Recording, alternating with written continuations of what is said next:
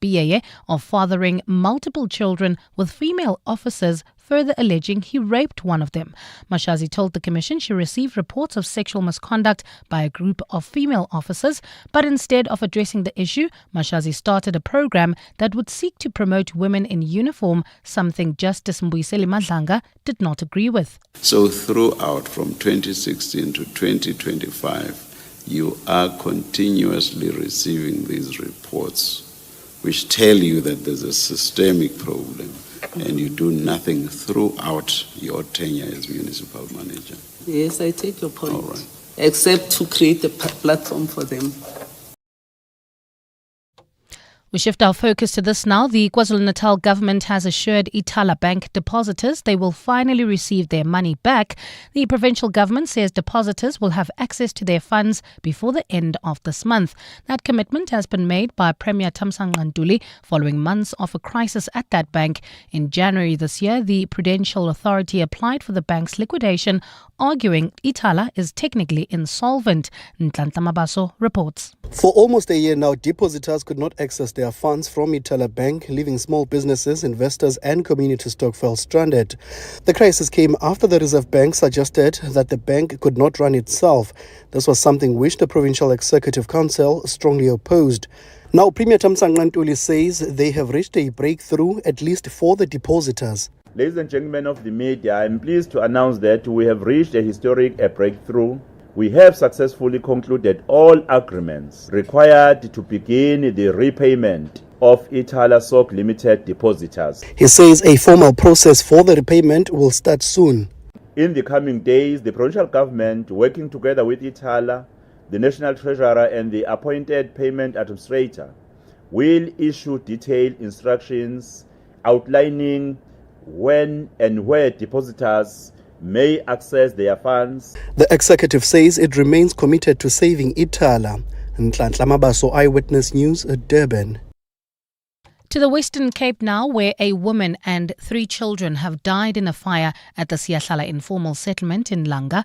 The blaze broke out in the early hours of this morning. The cause of the fire is not yet known. The police's Wesley Twig.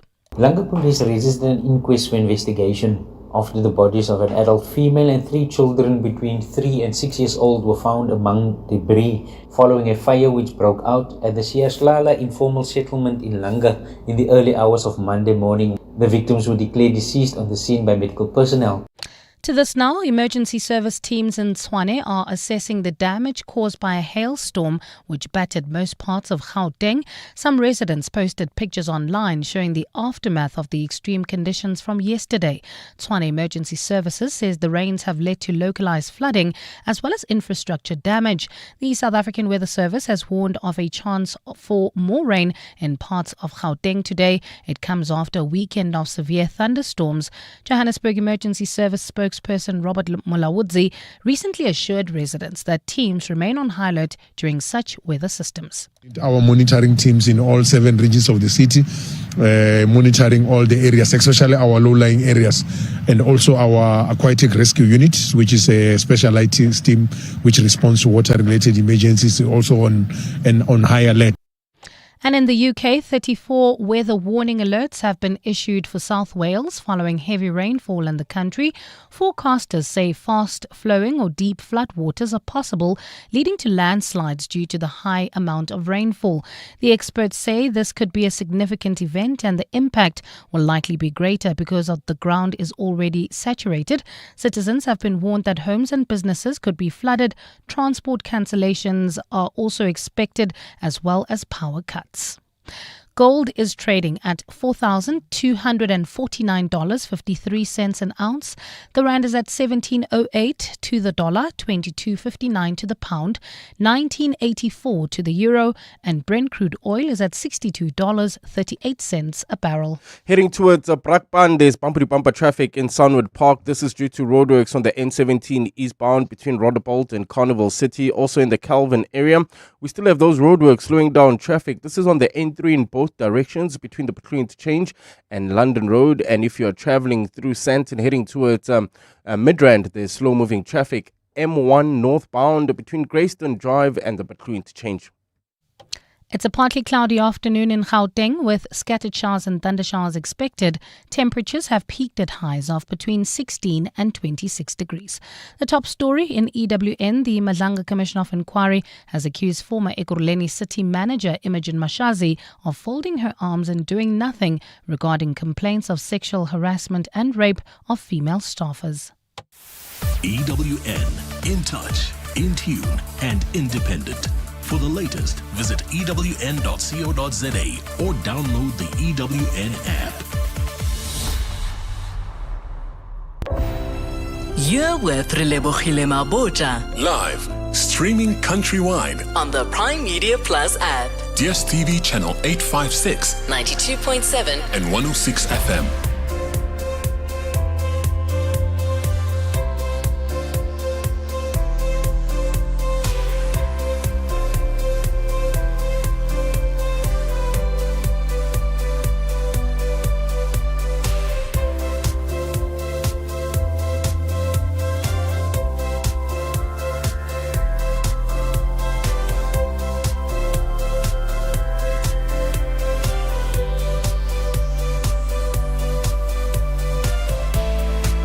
Eight minutes after 1 o'clock. Welcome to 7:02 Afternoons with me, Relebogile Mabotja, and I'm looking forward to getting into some interesting conversations. It is the 1st of December.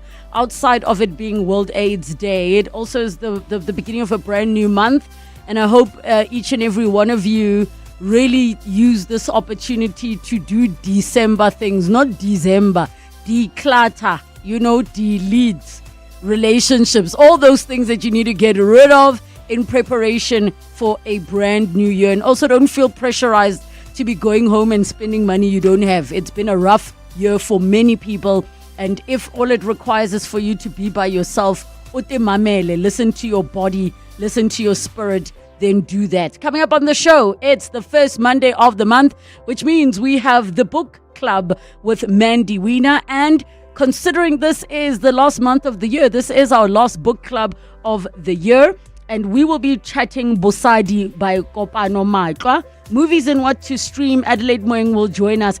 Get all of your series, documentary, movie recommendations in for us, because we're busy building a list of things we want to binge over the festive season. Our travel feature with Igor Mutilska will be talking about how one can become a tourist guide, because she recently just qualified to be a national tourist guide. So looking forward to that conversation. Second hour of the show, parenting and parents feature.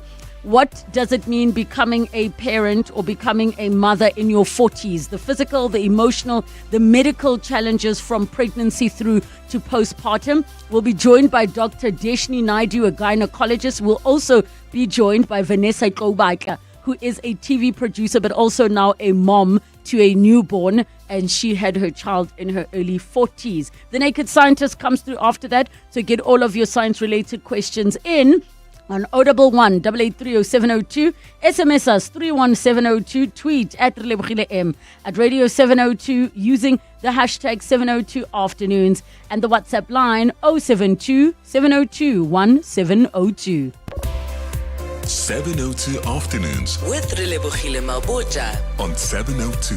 Let's walk the talk. Book club with Mandy Wiener. It's the last one, Mandy. It is the last for one. the year. Yeah, you're right. How does it feel? That. It feels like there are lots more books to read. Right. And I think that doing it monthly, we might relook it in the new year. What do you think, Mandy? If you help me read the book. Of course I will. Of course I will. But guys, please do let us know of the books. Send your recommendations 702 Afternoons at 702.co.za. We are prioritizing local fiction because we do feel that it needs a lot more attention. Though, interestingly enough, all the fiction books we've spoken about sound like real life so far, That's right? What fiction is. Yes. Right? Fiction's a commentary on real life. Literally, that's what it is. And I have to say the selections have been really, really good. And I'm looking forward to us doing this again in the new year. We'll just have to schedule our book club date for January, because we're not doing the first Monday of January. Yes, we're going to do the first Monday. We're both here together. Okay, deal. In January. Is that a deal? Perfect. The deal. Stop it. Yes, because Mandy's book is called The Deal. Go read it if you have not. Okay. Busadi, was I the one who pushed for this one? It was me. It was me. Now, I have to give a disclaimer. I didn't know what the book is about at all, but I know the author and I know of her work. So when one of the publishers was like, here are these lovely books, and I was instantly drawn to this book first. And Mandy, you were the one who did the core reading. But, the core reading.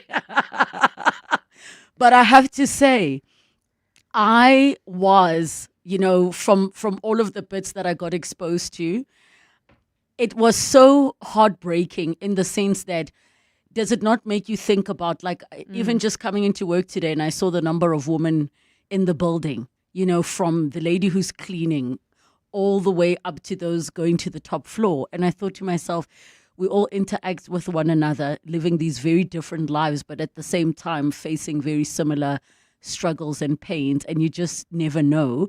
But also the question of Bosadi translation as in womanhood, like what does it mean in South Africa today? Yep. And it's 16 days of activism at the moment.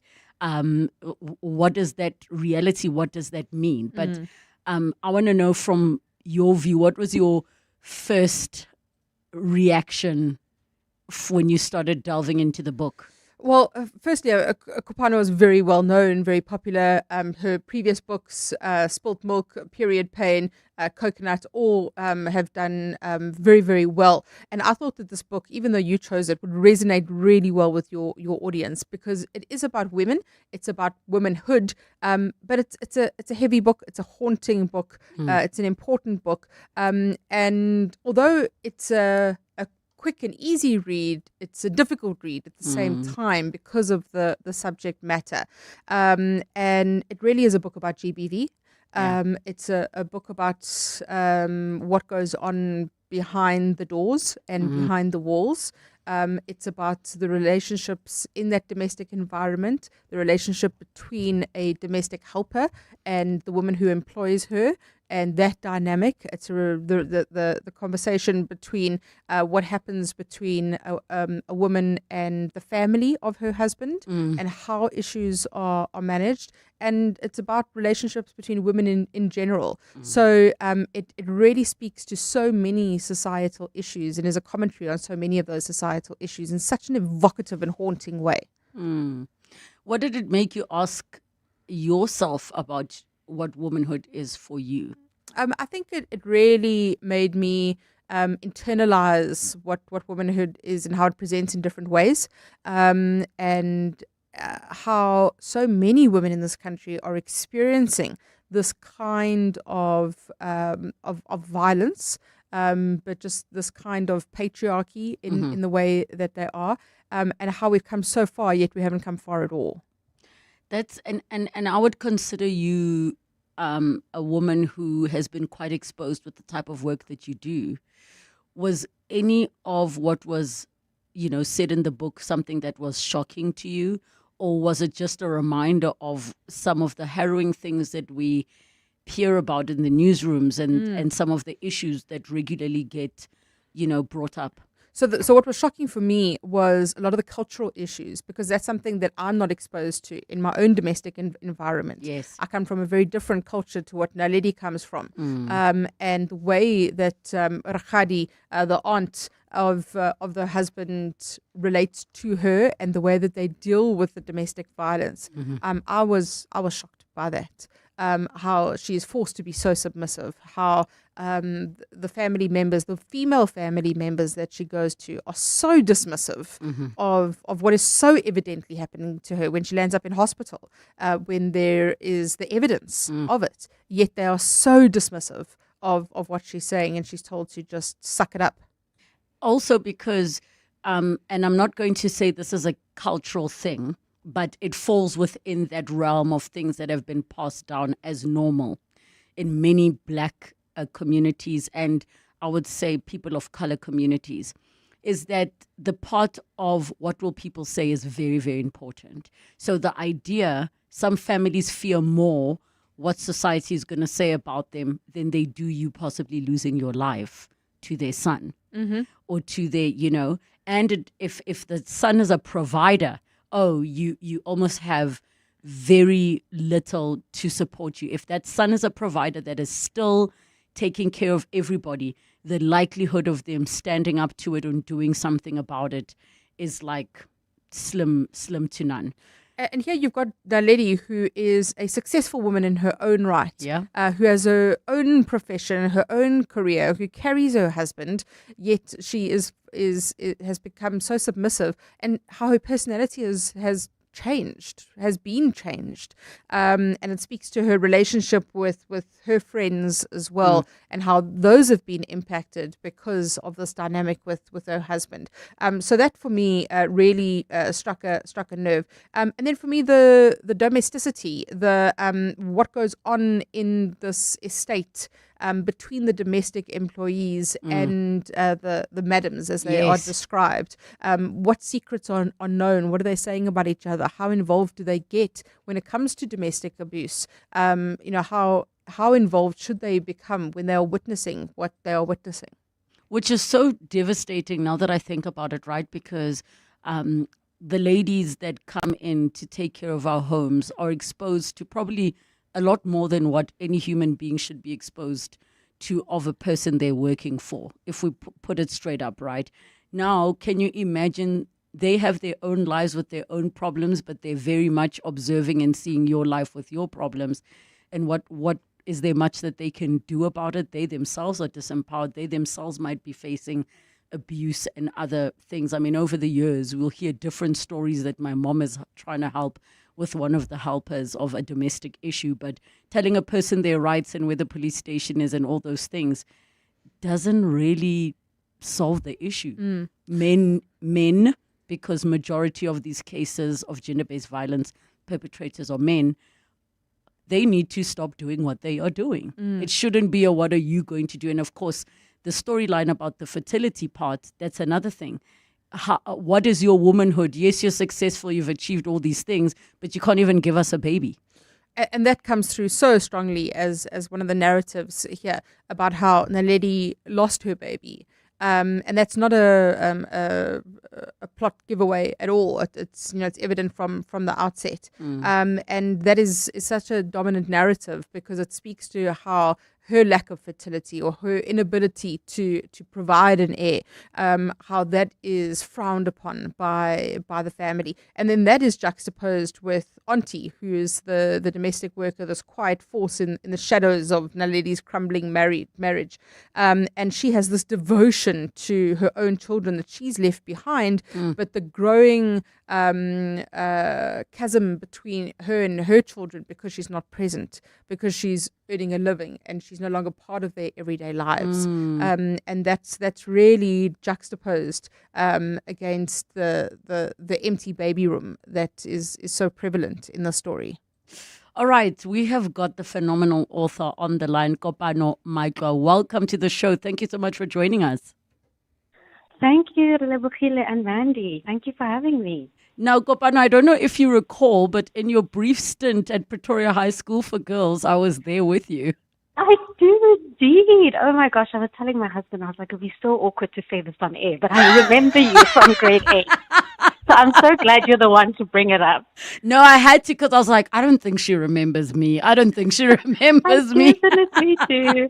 But I'm so glad. So impressed with everything you've gone on to do, Relebogile. The same as you. And I think your voice in the book world is so powerful with the kinds of stories that you've brought up. But in this story of Bosadi, what were you questioning in your own life that you're like, I have to write this in this way? Because I think many women in the time we're living in now, in as much as women are now empowered to leave, to all of this thing, the realities of how society and our communities carry us still very much exist, where you do question what makes you a woman, what makes you a great woman.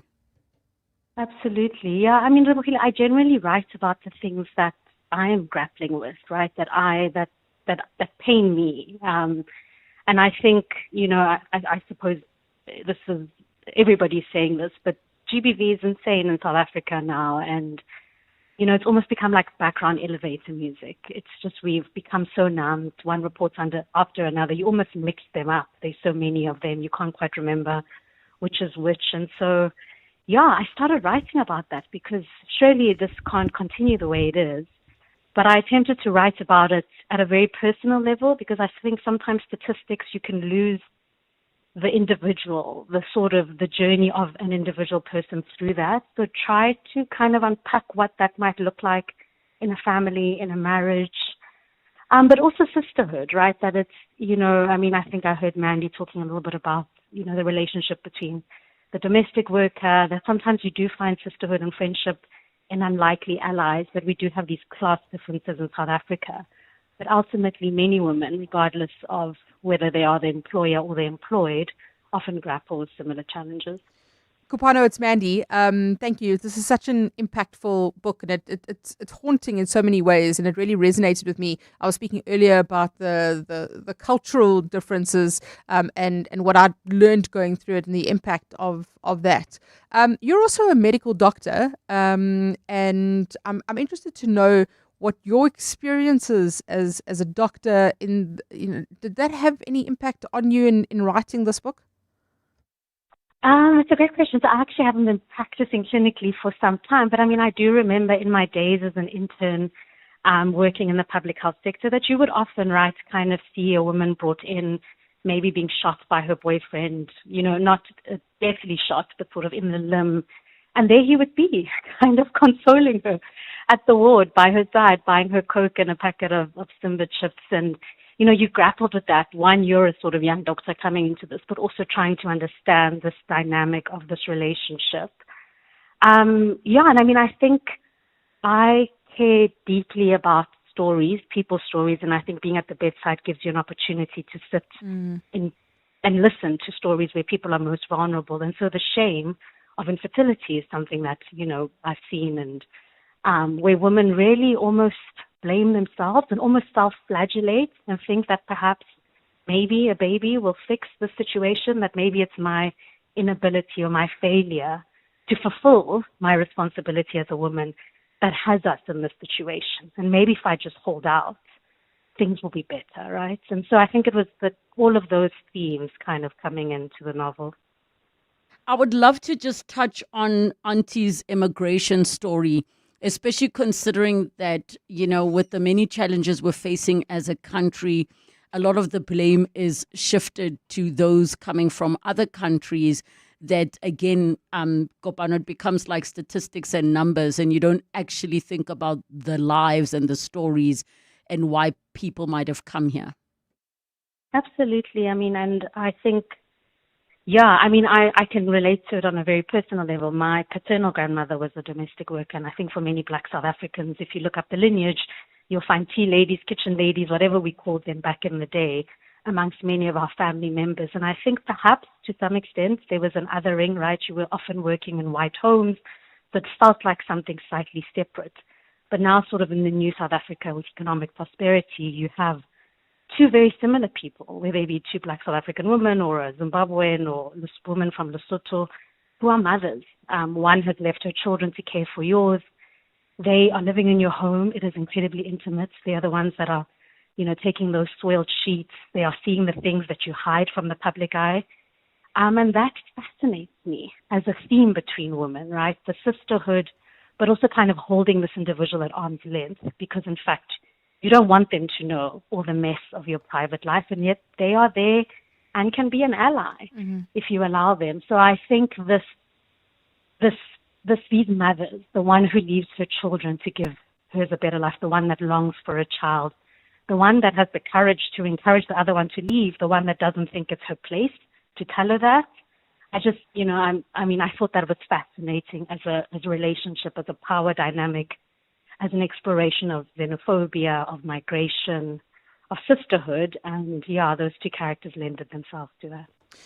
You also speak about the impossible expectations that swallow women whole. I was particularly interested in the relationship between Naledi and her best friend and how that's unraveled. And that was just one more example of the expectations that do swallow us whole. Yeah, I mean, we do live in a very patriarchal society, right? Whether that stems from all our various rich and beautiful cultures, or whether it stems from religion.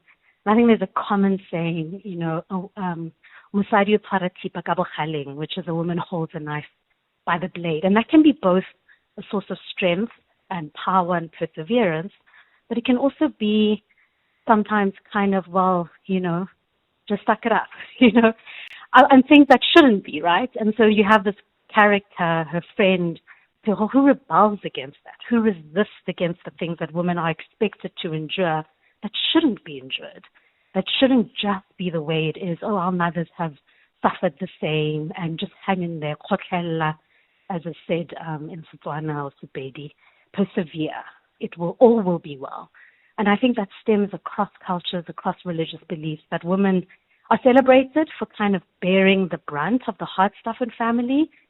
But the book questions whether that's fair and whether some of those things should be borne as just kind of a rite of passage in marriage. What have you come out of this book understanding Bosadi is? What is womanhood?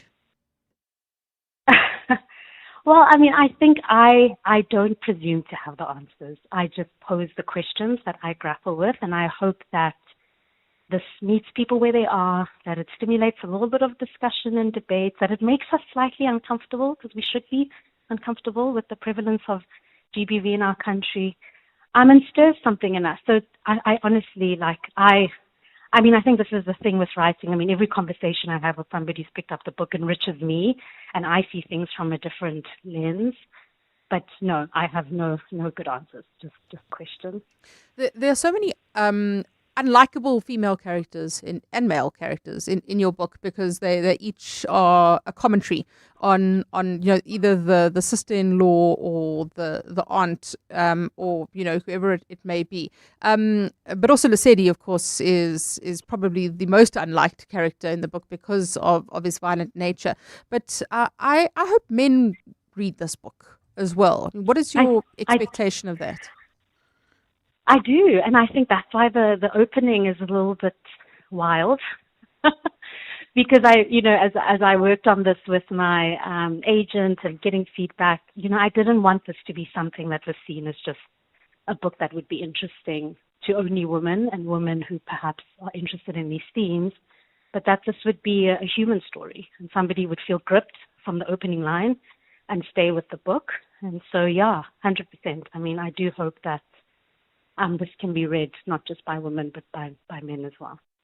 Kopano, thank you so much for chatting to us and, really using words, language, characters that reflect reality. I mean, I think about Coconut and how that was very much my type of experience in your first book, where it's like, you're not black enough now, living Kokasi, going to a private school, and then you're also just not white enough or rich enough or anything enough. Right. And I see how that theme of now coming to the book Womanhood, which is making us question ourselves, our value to society. And I can only hope that what is taken from this book, as you said, not just women but men as well, is us starting to implement the change for the next generation, because we are so much more than, carriers of babies and there to be subservient in marriages, and the story continues. So thank you so much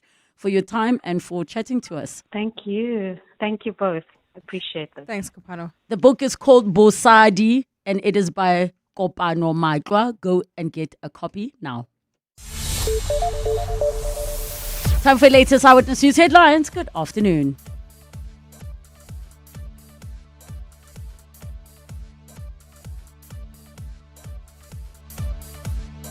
And we wait for EWN as we are about to cross for the news any moment now, as we see what is happening with Mbali. But in the interim, let's find out what's happening on our roads. EWN Traffic. Well, at this stage, if you're traveling between the Kelvin and Alex area, there's those roadworks on the N3 affecting traffic in both directions. This is between London Road and the Butlu interchange. Also, bumper-to-bumper traffic. This is heading towards Midrand, leaving Santon on the M1 northbound between Marlborough Drive and the Butlu interchange. If you're heading towards Bedford View, leaving Germiston, there's also slow-moving traffic on the N3 northbound. This is heading towards the Geldenays interchange, and also slow-moving traffic. This is between Main Reef Road and the M2 heading into the Joburg CBD. If you come across any other traffic issues, please WhatsApp us on 072-702-1702. There's more EWN on air, online, and on the EWN app. And it seems that there was a bit of a system error, but as promised, it's just after 1:30. Time for your latest Eyewitness News headlines. Thanks, Relebogile. Good afternoon. The Madlanga Commission has accused former Ekurhuleni City Manager Imogen Mashazi of folding her arms and doing nothing regarding complaints of sexual harassment and rape. This after Mashazi, who is appearing before the Commission today, accused EMPD Chief Isaac Mabotja of fathering multiple children with female officers. Mashazi told the Commission today she received reports of sexual misconduct by a group of female officers. Emergency service teams in Tshwane are still assessing damage caused by a hailstorm which battered most parts of Gauteng. Some residents posted pictures online showing the aftermath of the extreme conditions. Tshwane Emergency Services says the rains have led to localized flooding as well as infrastructure damage. While in the UK, 34 weather warning alerts have been issued for South Wales following heavy rainfall in that country. Forecasters say fast flowing or deep floodwaters are possible, leading to landslides due to the high amount of rainfall. Those are the headlines. This EWN and more at 2, or as it happens. Clement Maniatella. Weekday mornings, 9 to 12. 9 to 12. My understanding is that he has been practicing throughout the years, and I suppose when these matters are delayed for so long, I mean, there could be prejudices on other people by the very same person who probably, if the Johannesburg Society of Advocates found that they've brought disrepute and they've not behaved in the manner that advocates are supposed to behave, should have been struck off the roll. But because of the delays, you've allowed someone to still practice for so many years, and in the process may have prejudiced other people. I hear what you say about the prejudice that other parties may suffer, but in this case, the delay was caused by Advocate Simalani's own 2017 appeal, and the appeal was finalized in 2023. Advocate Myron Durance, the Vice Chair of the Johannesburg Society of Advocates. Clement Maniatella. 9 to 12 on 702. At Checkers, we do more so you get extra this Christmas with over 2 billion rand in festive savings. Like Parmalat Everfresh Long Life Milk, a 1 litre 6-pack for $89.99. And Twin Saver 2-ply white toilet rolls, 24-pack for $159.99.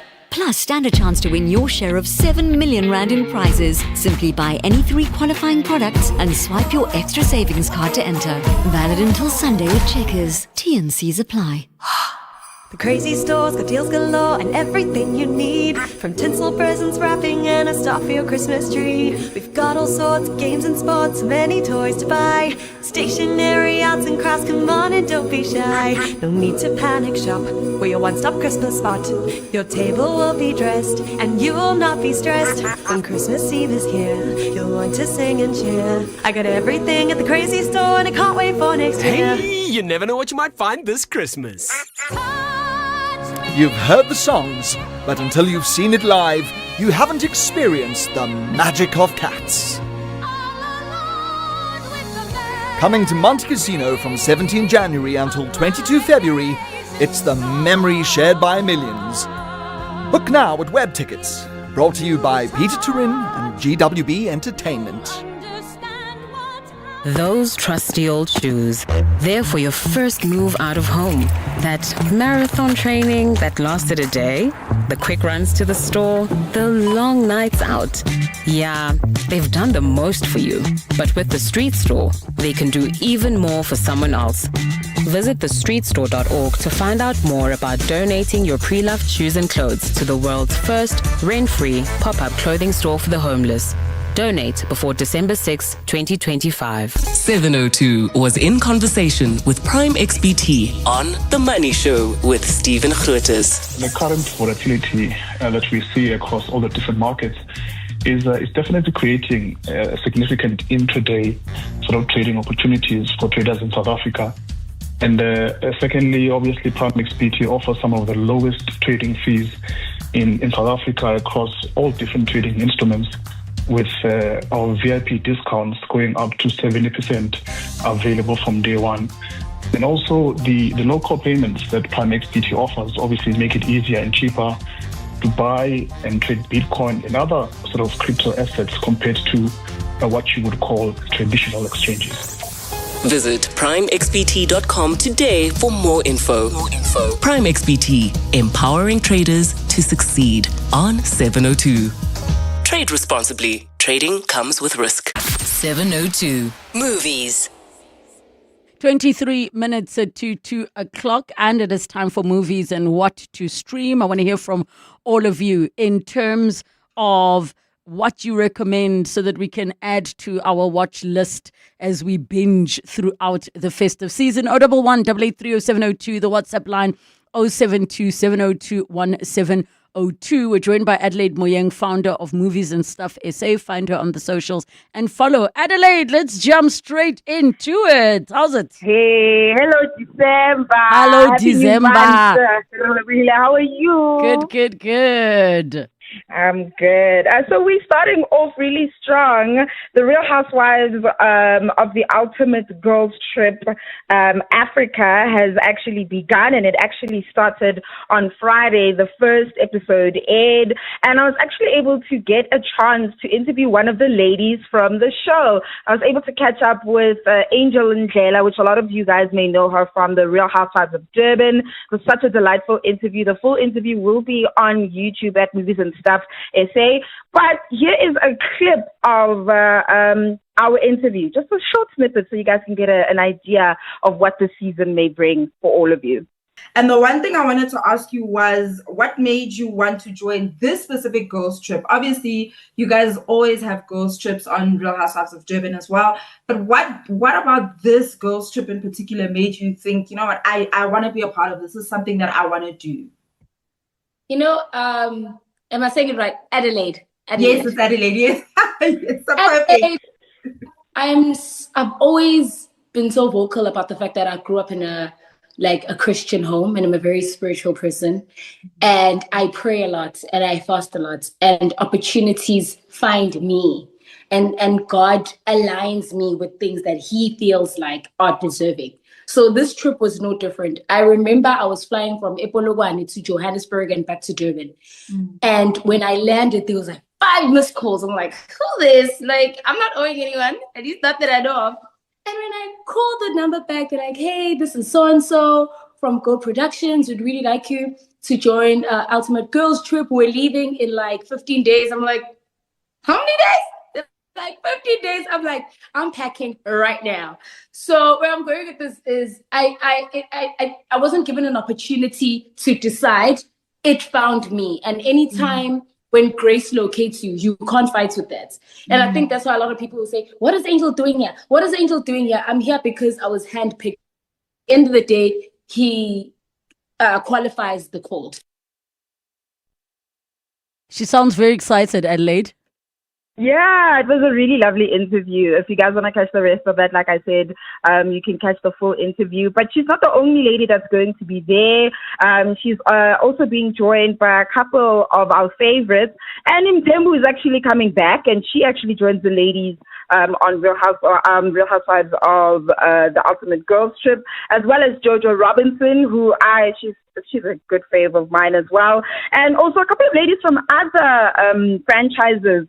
They will be Miriam Timmer from the Real Housewives of Lagos, as well as Princess Jekoko from the Real Housewives of Abuja as well. So it's a lot of ladies, and so far the chemistry on screen is so good. The drama that is coming from this season might actually be more than the previous one, and so that is a really good indication that this is going to be a nice drama-filled reality TV show for December as well. I haven't watched episode 1 yet because I really want to layer my episodes so that I can watch it back to back, but so far so good.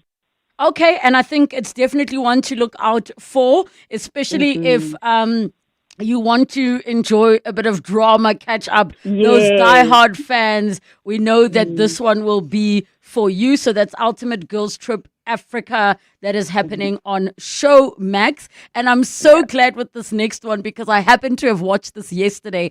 I saw Zootropolis 1 and yesterday, I know. So my son chose the movie and it was so dope because halfway he was tired and I said, we all set and finish the movie. You must. Because it is so good. Oh man, I loved it so much. Yeah, I got a chance to actually watch Zootropolis 2. And just for those who are not too sure, because I know there's some confusion between the name Zootopia and Zootropolis.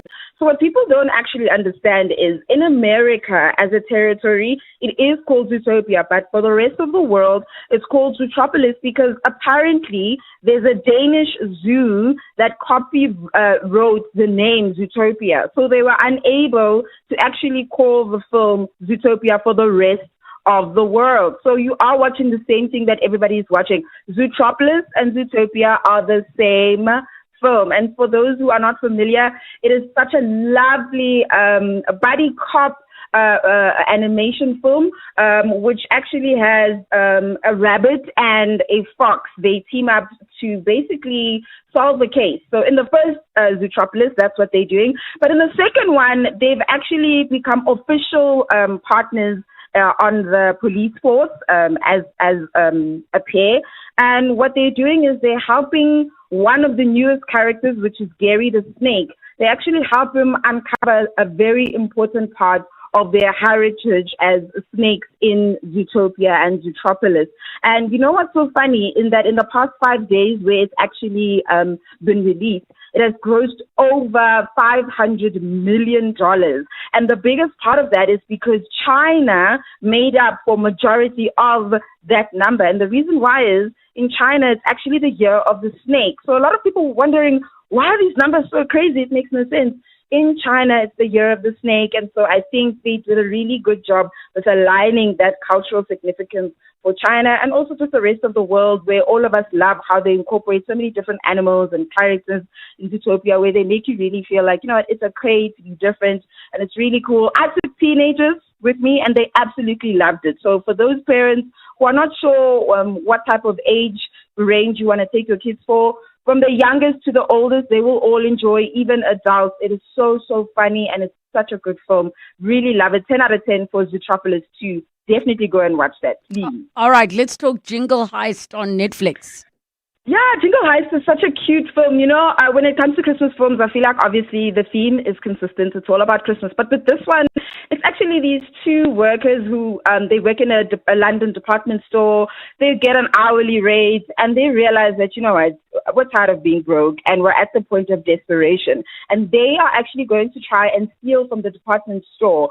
But while they try to plan this heist, they may or may not be developing feelings for each other. And what's more romantic than pulling off a heist and falling in love? It's very funny. It's very cute. It actually stars Connor. He's actually from, Connor Swindles, who's actually from Sex Education. If you guys are not familiar with him, you should actually watch him on that show. His character development there is stellar, very amazing. But back to Jingle Bell Heist. Very funny, cute comedy, safe to watch with family and kids. You guys are really going to enjoy it. There's a couple of people that others may also know of. There's also Lucy Punch on that film, and she's hilarious. She always has this very quirky personality about her. And like I said, so far the reviews have been really good. It's been number one actually for the past week or so on Netflix movies. So I think that should also give people a good indication of a good Christmas movie to watch. And a different dynamic, you know, it's not just people falling in love because of Christmas. We're falling in love because they're trying to pull off a heist. The motivation is different. Yes, so Jingle Bell Heist on Netflix, and then finally Love and Win on Netflix, something local. Yeah, so Love and Wine is actually one of the newest local films that's about to come out on Friday on Netflix. And it's basically about these two guys. The one is from a very rich family. They own a vineyard, and his friend's mother happens to work with their family as a housekeeper for them. So they're basically besties, and they grew up together. But they actually get an opportunity to go and have an internship at the vineyard. And so they decide to swap identity so that, you know, they can see each other's lives through each other. And I think it's a really cool concept. So far, so good. I know Thando Tebet is in there. So that's also a really good sign. And it's also starring Ndobeka Sisi as well as Masela Buduza. And so I think a lot of people may know these two. They've been doing very well as well in different rom-coms and different shows. But it's actually also based on a romantic comedy and a novel. So I think it will do really well. It's coming out on Friday, like I said. So far, so good in terms of reviews. And yeah, it's just a cute rom-com. Got to top it off with something romantic for you guys. Adelaide Moyang, thank you so much. Where can we follow you on the socials? You can follow me on TikTok, YouTube. Like I said, Angel's full interview will be on YouTube and the different socials. But yeah, all socials except for Twitter, but there's nothing wrong with that. But definitely, please come and support Movies and Stuff essays. Thank you so much, Adelaide Moyang. We'll be back together next week. In the last 24 hours, this is what's happened in your world. It's been just over 3 years since the collapse of the Jagersfontein development, which left 2 people dead and another missing and presumed dead. The report has been sent to Cabinet for consideration and to help with the development of regulations for tailings dams, which are not covered under the Mineral and Petroleum Resources Act. Despite the tragedy caused by the operation, Water and Sanitation's Wadi Ramokopa says the department has decided not to shut down the mine. They could also not allow the town to die slow deaths due to inactivities in economic operations. EWN, in touch, in tune, and independent. Yo, Timber. Yeah? What you reckon Bongs is gonna pick? With today's fixture lineup, it's gonna be sports. Gotta be. Whoa! And there it is, his first multi-bet for the day. And with Betway Scratch, he's got a chance to bag a share of a guaranteed 1.5 million rand in daily prizes on sport or casino bets. Cash. What? Bonus flights. Yes. Spins. Yeah. Extra bets. You name it. Oh. It's the season of scratching and scoring. Only at betway.co.za. Betway is licensed by the Mpumalanga Economic Regulator. No persons under the age of 18 are permitted to gamble. NRGP counseling line 0800 006 008. All events are fixed odds betting games. Scams are upgrading faster than your phone software, and Quishing, it's the latest update you don't want. Quishing? Fake QR codes that send you to unsafe sites. For one scan, they've got your details. I just scanned one at the airport. Scanning random stickers in 2025. Brave move. Close that browser window. Scams can happen anywhere. Stay alert, and if you're unsure, contact ABSA on 0860 557 557. Protect your money. Protect your story. ABSA, your story matters. An authorized financial services provider. PG Glass Repair, PG Glass Replace. Hi, I'm Komoto, PG Glass Technician and winner of Belron's 2024 Best Repair Technician. If clarity is clear to see, that's what we're all about. Keeping your windscreen clear from chips and cracks. And if we must replace, we fit only the best windscreens. Shutterproof. That's PRUFE. Get a PG Glass today for quality, reliability, and peace of mind. Call 0860 030303 today. 702. Travel. 10 minutes to 2 o'clock in our travel feature for today. We chat to Iga Mutelska about how to become a tourist guide, because she's no longer just a travel journalist or the founder and editor of eagerjourneys.com. She's now officially a national tourist guide. Iga, congratulations. I'm so happy for you. Thank you so much. I'm very happy and excited for myself as well. And just so thrilled to share some of my personal experiences that might perhaps maybe encourage, young matric students who've just graduated, or maybe someone who's looking to do a life career change, just like I did. So what actually inspired you, to decide to go the route of becoming a national tourist guide, and maybe share with us, what does it mean being a national tourist guide as opposed to just being a tourist guide? Yes, well, naturally, I absolutely live and breathe and love travel. I'm exceptionally passionate about South Africa. I love meeting people from all over the world. And I always mention this, I'm naturally curious. So I always love to learn and read and meet people from all over the world, and essentially to kind of like share those stories, whether they are like myths and legends, or maybe like about different sites that they can visit and what they can do, just to allow them to kind of have a real life kind of experience of South Africa. And tourist guides are ambassadors for the country. So it can be a very fun and exciting job. And obviously it includes lots of exploring rather than sitting behind a desk, which is perfectly all right, and serves very many people as well. But I think it's a little bit of that sort of adventure. Naturally, of course, it comes with a lot of responsibility. But yeah, I think it's really awesome. And to explain the difference, you can either be a tourist guide within a single province, like Gauteng, for example, or you can become a national guide and guide in any number of provinces, whichever ones you choose, or become a national guide and tour around the entire country. And even if you're driving from one province to the next and not necessarily stopping and guiding within a province, you'd still need to be a national guide as well, or within that province at least. Okay, and I think it's great that, like what you said, that if somebody decides to pivot and wants to take a project like this on, and that you take it very seriously, you are an ambassador to the country. So what exactly does it take to get qualified? Yes, so you need at least a matric and to be 18 years old. If you speak a foreign language, and obviously English as well, I think that can be exceptionally beneficial.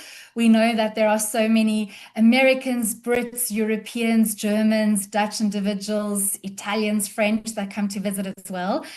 So that can be really helpful too. And you don't have to be a South African citizen. So even if you have a study permit or a work permit, you can also study to become a tourist guide. There are two ways to do so, essentially. You can either study full-time to do a national certificate, and that's through an accredited higher education institution. This is usually full-time and it takes 1 year. Or you can do what I did. And so I completed a part-time CAFCITA accredited training course through an institution that is obviously accredited. And now CAFCITA stands for the Culture, Arts, Tourism, Hospitality and Tourism Sector Education and Training Authority. So it ensures that everything is up to scratch, that everything is authorized, and that we're learning all the correct things. And if you decide to do this part-time course, you can either do so in person or online, which is really lovely because I think it caters to various people who are perhaps still trying to pivot in their career, or perhaps are parents and can only do, online training at their own leisure. So there's lots of different kinds of opportunities. And then so the one that I did, you start with one province. It runs for about 2 weeks, and this is a combination of theory and practical work. And so it also includes quite a bit of self-reading and self-study and research. You have to complete a number of different assessments and written exams. It usually takes about 3 months. And then you do about 2 weeks of in-house sort of lecturing and training, and you go out and do practical exams of practicing what it's like to be a tour guide and guiding your fellow students and classmates through various sites. And then, of course, if you would like to become a national guide or practice as a tour guide in any other provinces, then what you do is you do some self-study at your own leisure, and then you write an additional exam, which is 3 hours.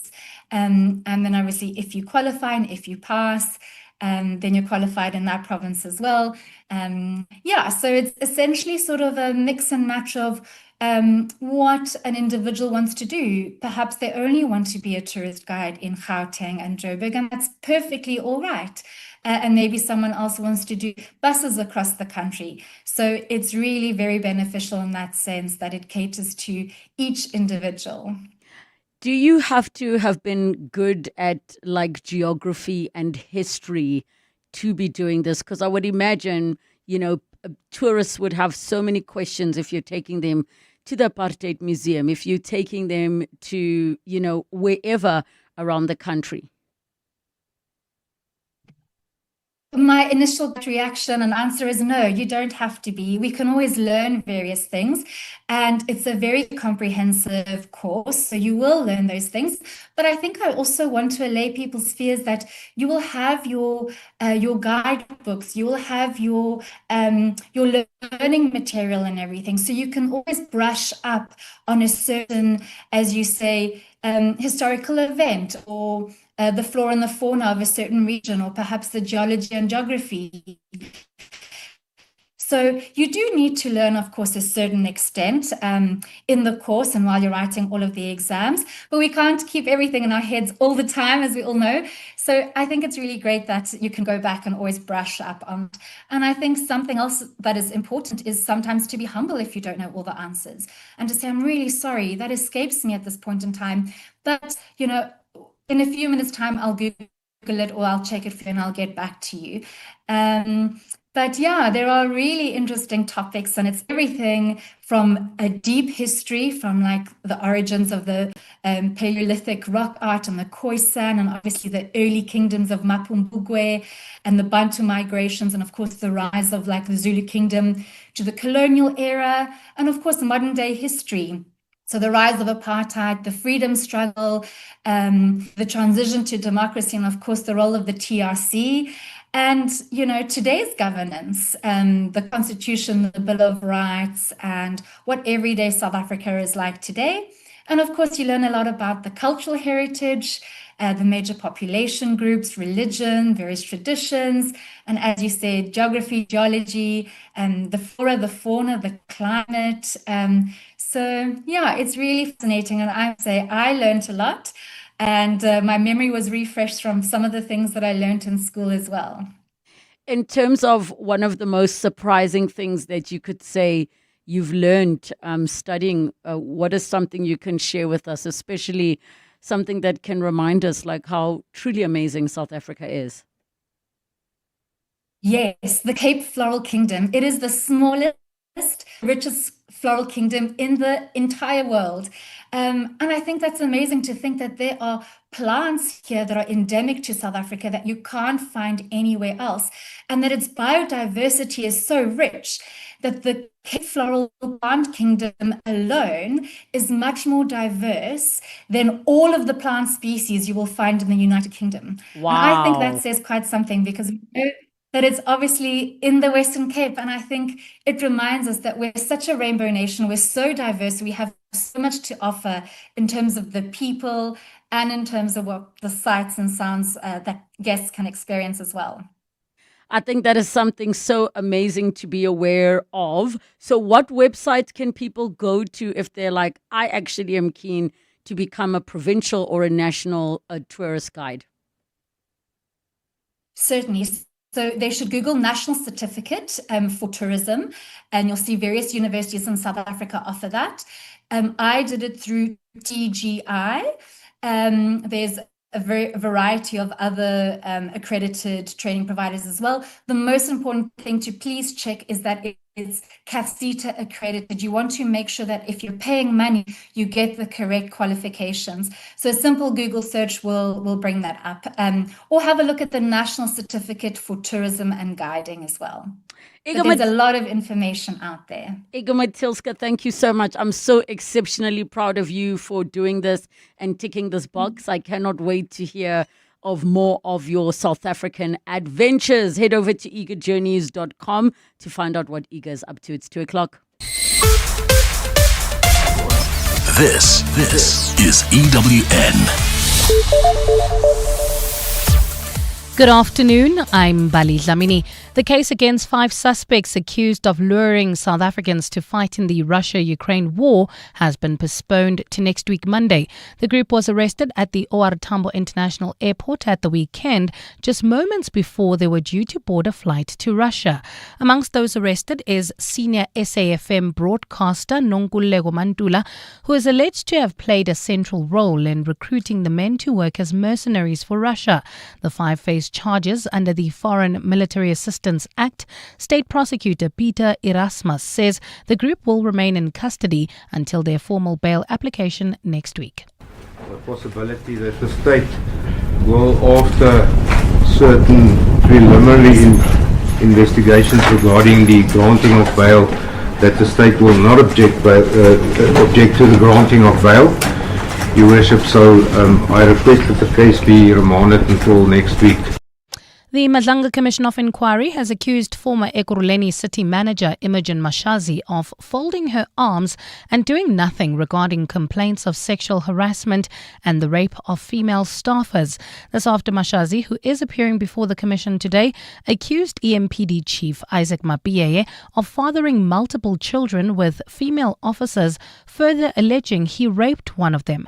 Mashazi told the commission she received reports of sexual misconduct, but instead of addressing the issue, Mashazi started a program that would seek to promote women in uniform, something Justice Mbuyiseli Madlanga did not agree with. So throughout from 2016 to 2025, you are continuously receiving these reports which tell you that there's a systemic problem and you do nothing throughout your tenure as municipal manager. Yes, I take your point. All right. Except to create a platform for them. We shift our focus to this now. The KwaZulu-Natal government has assured Ithala Bank depositors they will finally receive their money back. The provincial government says depositors will have access to their funds before the end of this month.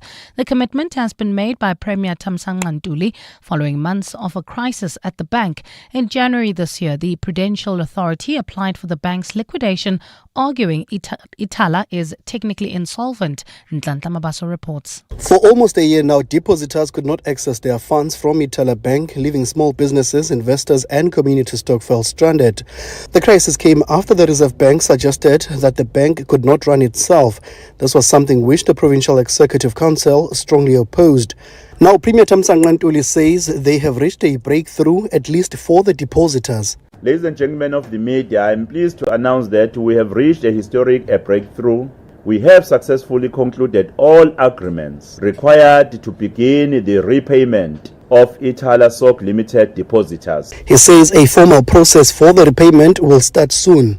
In the coming days, the provincial government, working together with Ithala, the National Treasurer and the appointed payment administrator, will issue detailed instructions outlining when and where depositors may access their funds. The executive says it remains committed to saving Ithala. Nhlanhla Mabaso, Eyewitness News, Durban. The South African Weather Service has received reports of serious damage in some parts of Gauteng, Limpopo and Mpumalanga linked to the recent heavy rain. A level 2 weather warning was upgraded to level 4 yesterday for severe thunderstorms, damaging winds, hail and excessive lightning. Weather forecaster Lehlohonolo Thobela says roof and property damage caused by large hail was reported over the East Rand as well as Pretoria North. He says they've also received reports of rapid flooding in low-lying areas bridges and poorly drained areas, as well as disruptions to traffic due to flooded roads and fallen trees. The public is strongly urged to take weather warnings seriously, as they play a critical role in reducing the risk of injury, loss of life, or property damage. The impacts clearly demonstrate how quickly weather conditions can deteriorate once thunderstorms intensify. And in Asia, the death toll following flooding and landslides in Indonesia and Sri Lanka has now climbed to past 1,000. The latest figures come as both nations deployed the military personnel to help the survivors. The heavy rains left residents clinging onto rooftops, awaiting rescue by boat or helicopter. The toll is the deadliest in a natural disaster in Indonesia since a massive 2018 earthquake and subsequent tsunami killed more than 2,000 people in Sulawesi. In Sri Lanka, government has called for international aid, with at least 340 people dead and many more still missing. Gold is trading at $4,249.53 an ounce. The rand is at 17.08 to the dollar, 22.59 to the pound, 19.83 to the euro, and Brent crude oil is at $62.39 a barrel. Bumper-to-bumper traffic in the Germiston area. This is on the N3 northbound between the Ilands Interchange and Geldenhuys, while in Woodmead, Vonderboom in Pretoria. Traffic pressure on Steve Biko Road between De Beer and Hertog. It's a partly cloudy afternoon in Gauteng with scattered showers and thundershowers expected. Temperatures have peaked at highs of between 16 and 26 degrees. The top story in EWN, the case against 5 suspects accused of luring South Africans to fight in the Russia-Ukraine war, has been postponed to next week. EWN, in touch, in tune, and independent. For the latest, visit ewn.co.za or download the EWN app. You're with Relebogile Mabotja. Live, streaming countrywide On the Prime Media Plus app. DSTV channel 856, 92.7 and 106 FM.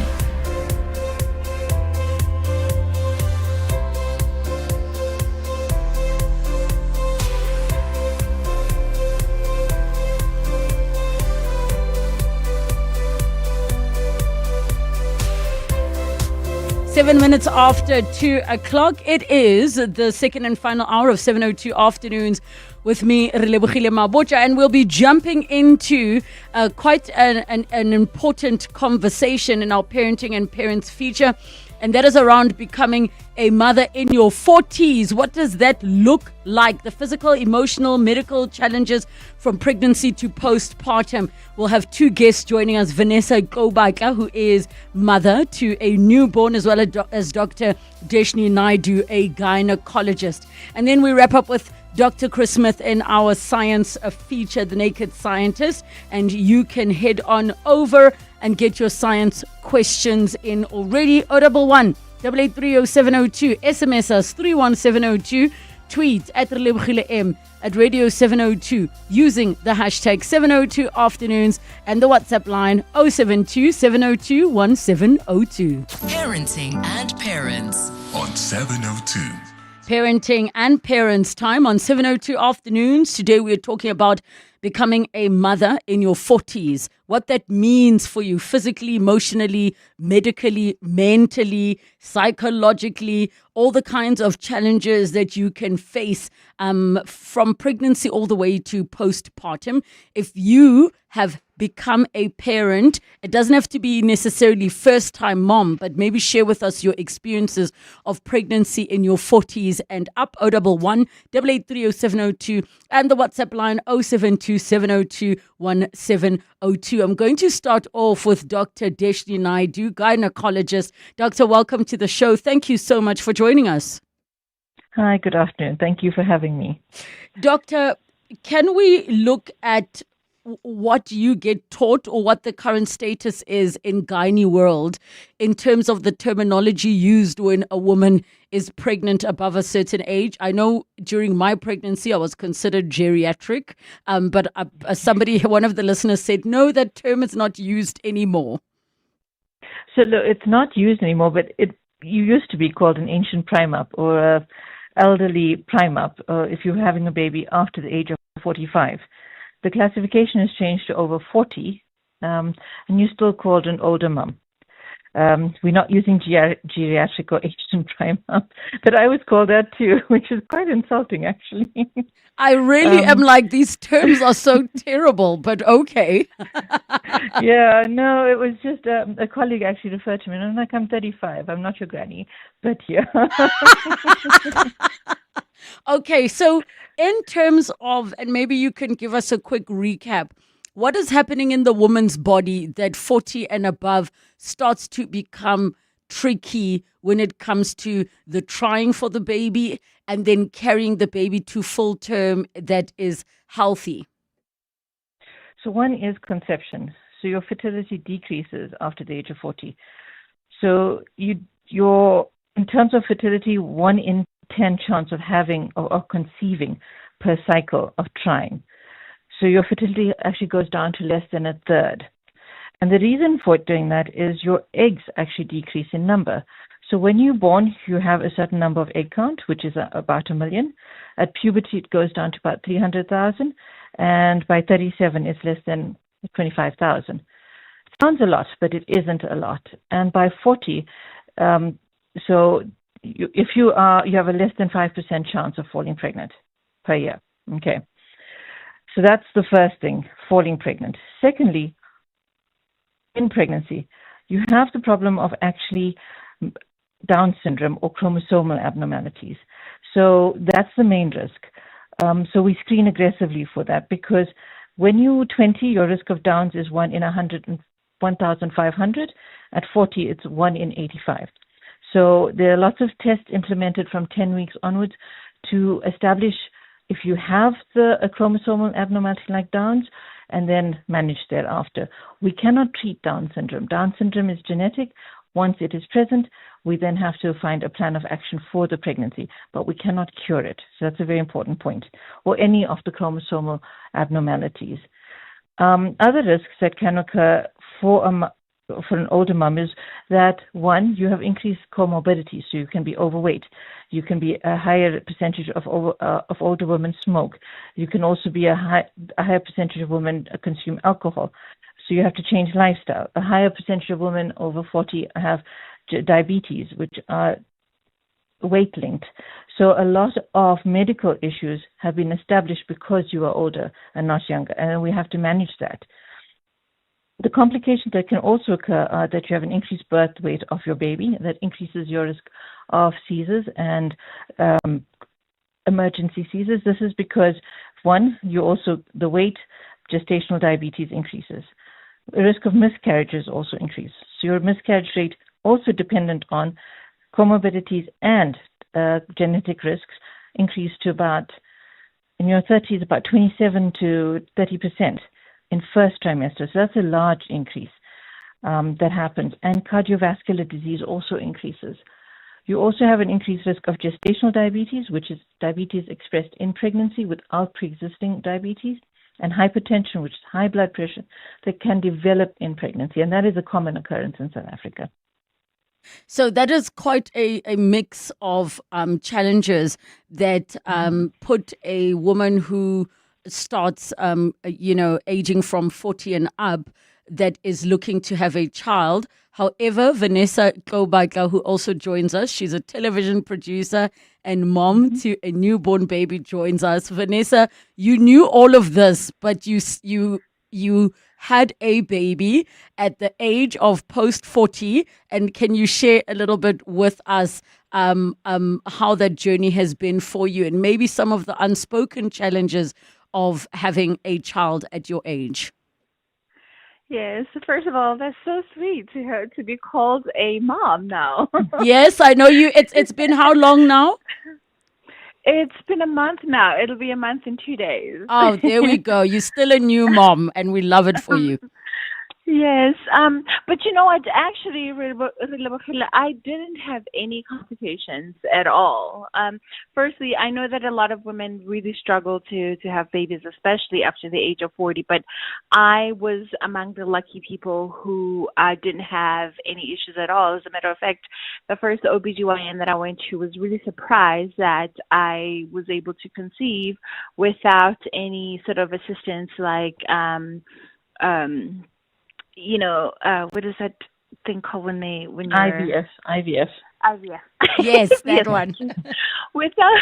Without any IVF or anything like that. So I was 45 years old last year when I got pregnant, and it was a spontaneous pregnancy for me. But I did, as the doctor said, there are a lot of complications. I did hear that from my OBGYN, so I had to take an NIPT test where they test for those abnormalities and everything, and I came out as that I was low risk. Actually, I wasn't high risk at all, so I was low risk. I had a very easy pregnancy, didn't have any complications except for maybe like heartburn. I had like severe heartburn, and my baby does have a lot of hair, but I've since learned that that has nothing to do with the other nothing to do with the heartburn. But that's one of the things that we hear. But I had no complications at all. I was extremely fatigued, but I think everybody is, right? Like every pregnant woman goes through that. I will say, however, that the delivery itself, I think, was a completely different story. So again, outside of the fatigue that I experienced, I mean, I didn't even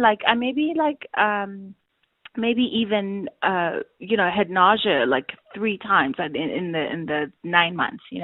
I didn't even get stretch marks, like nothing. Like I hit the lottery when it comes to this thing, right?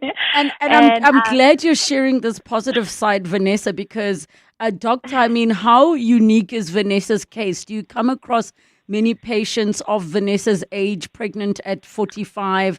And it being as smooth as what she's describing. I know, of course, Vanessa, doesn't mean it was smooth, but in relation to how tricky pregnancies can be, doctor? So she's very lucky. You don't. She is one of the against the norm, against the standard. Because firstly, so you have an increased number of women who are falling pregnant after 40. The issue is arising is that women are only trying later in life. They're not attempting to have babies before 35, a large majority, because of careers. So we're having an increased Doctor, number we're who are trying. poor. We've been poor. That's why we waited until 35. The economy is not great. But no, also to find a guy, it's very hard. Ma'am, that's I'm glad you know what women are up against. But yeah, and I think from what Vanessa's sharing, I mean, for me, it almost sounds like, girl, are you like a serious anomaly that it was that smooth? Yes, it is. And the thing about it is IVF is only done up until the age of 43, usually. That's the standard. Those are the rules.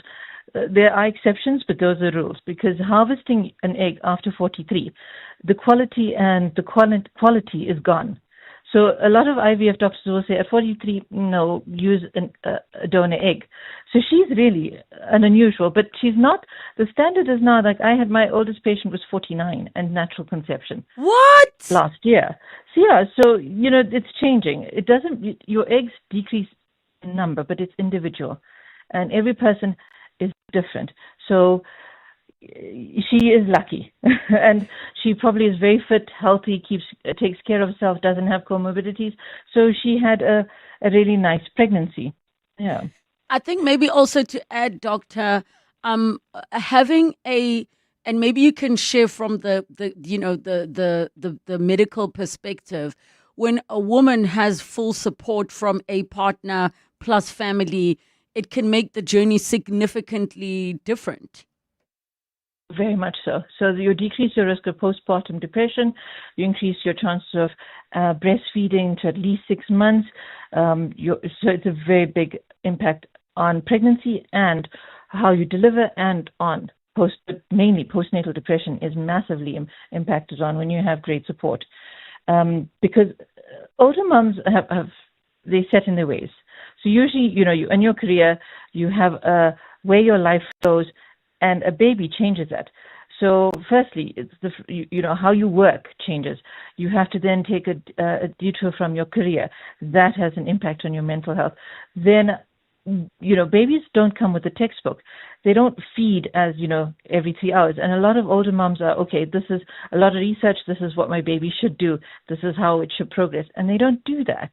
So you have a lot more increased risk of postnatal depression if you do not have family support, if you do not let go and try and go with the flow with your baby and with your partner. So it's very nice to hear that she had a very good pregnancy and an easy pregnancy. I'm going to ask, Doctor, you chatted briefly, about the postpartum. So before I ask Vanessa about hers, which she's still in the middle of, can you share with all of us and the listeners how long is postpartum looked at for? Because I've seen one or two claims that women can experience postpartum well into the child being, I think it was 2 years old.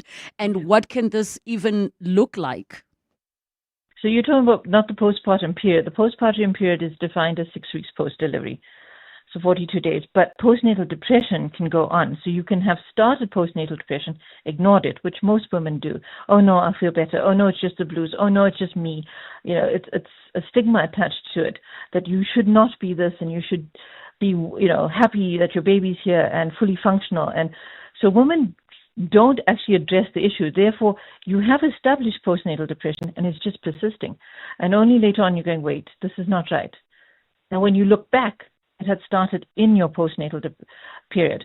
So if you, after 10 to 12 days still, not just having blues, but having lots of anxiety, lots of crying, worried about your child, having a detachment from your child, that is leading into and you need postnatal depression, and you need to seek help from your obstetrician.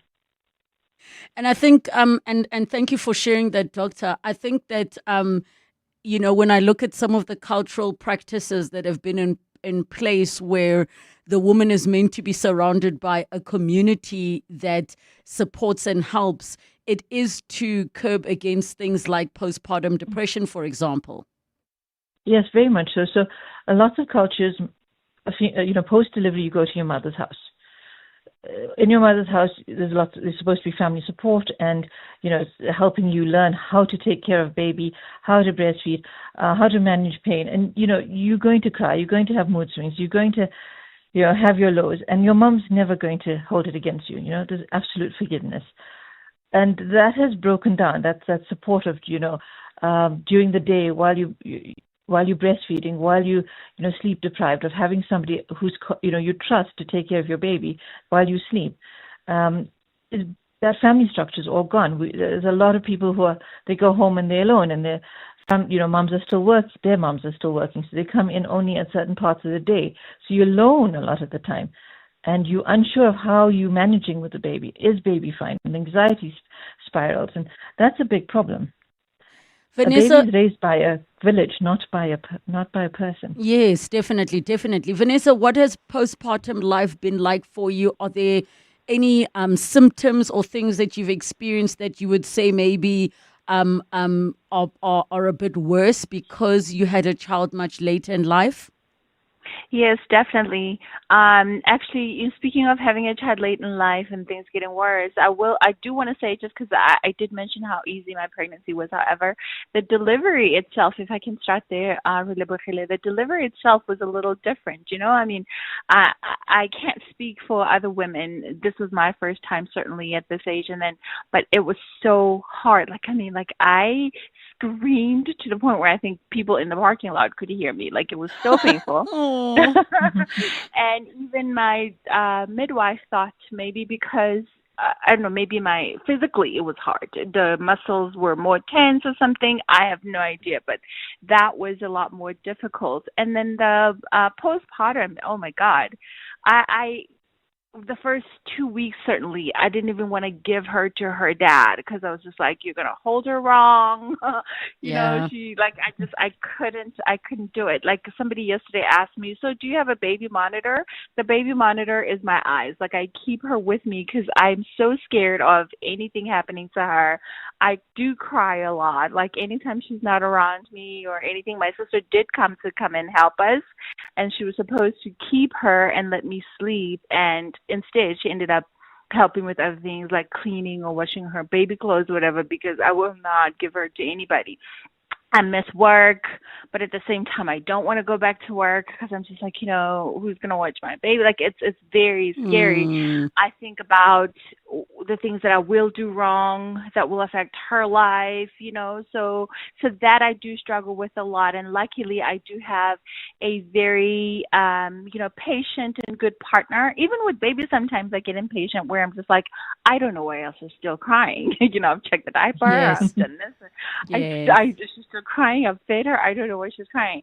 He's more patient, and he's teaching me, cradle her, rub her belly, do this, do that. You know what I mean? So things like that make me antsy as well. And I have to say I have cried more than I've ever cried this time. Oh, Vanessa, I'm sure all of the mothers listening are like, girl, we all been there. Doctor, can you share with us in terms of what Vanessa has described? I mean, are these typical reactions of a new mom, even if she were 20 years old? So 20-year-old moms tend to be a little bit more laid back. They go with the flow a little bit more. Their anxiety levels seem to be a lot less. So the ability to breastfeed, okay, baby sleeping and gets up 20 minutes later and feeds, fine, we'll do that. They have a bit more, flexibility. Whereas an older mom is a bit more structured, a bit more, I want to do everything perfectly and it needs to be perfect because I'm the older mom, and you can never be perfect. And that's a problem. Like, am I doing it right? Am I not doing it right? And I want to watch, like she says, she's watching baby all the time. Older moms want to do that, whereas a 20-year-old will go, okay, my mom, my sister will have a look and I'll nap. Yes. There's a little bit more leeway with the younger mom, a little bit more, okay, I can relax a little bit. I trust that person. Whereas an older mom goes, no, I need to be in control all the time. And I think it's just an older woman thing.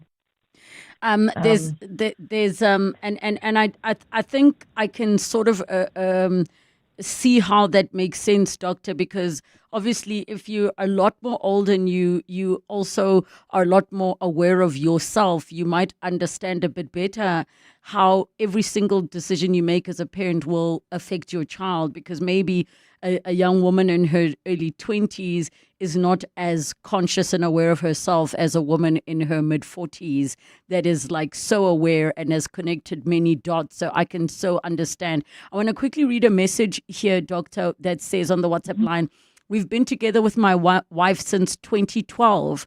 Over the years, we had many miscarriages, one of which ended up requiring for the doctor to snip her tube. We tried IVF, 200,000 Rand, and it failed also. The IVF doctor told us the chances are now 0 to none. At the age of 46, we were prayed for and put our total faith in God. A couple of weeks after that, we were expecting. Our gynecologist was worried about abnormalities, but we trusted God through it all. Our little one is 8 months now and healthy. Of course, it's not an easy thing to have a child this late, but people need to understand the difficulties people go through. We just thank God that He heard our prayers. And thank you for sharing that message, Doctor. That makes me I have such a big smile on my face, especially because, as Vanessa has said, that we're fully aware of the many, many couples that are struggling with fertility issues. Yes, there's a large percentage that are struggling, and miscarriage rates are higher.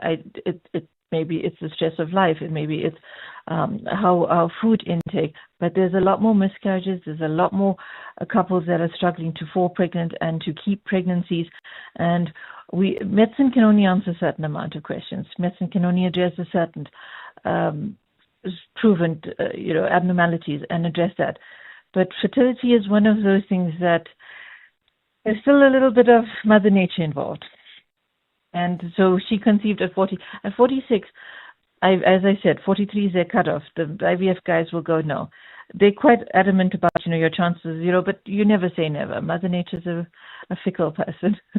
So they conceived, and that's a really good story.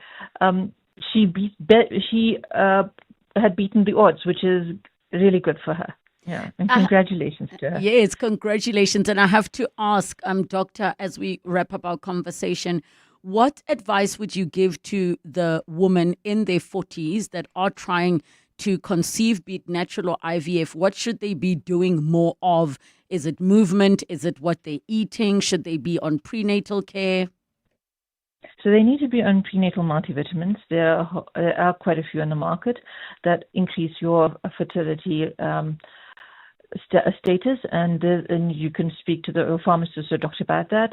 You need to be exercising, so a good exercise routine, no alcohol, no smoking, including no marijuana, and you also then need to make sure that your BMI is in a good range, around 20 to 25. Around 25 is best. So below, so you good a decrease in your amount of body fat, but not where you're totally skinny.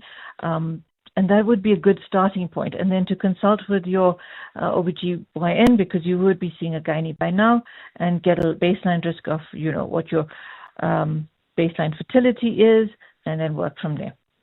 Dr. and Vanessa, thank you so much for coming to chat to us on 702 Afternoons. And I think this is quite an inspiring conversation for those still hoping and praying to become parents. Thank you for sharing.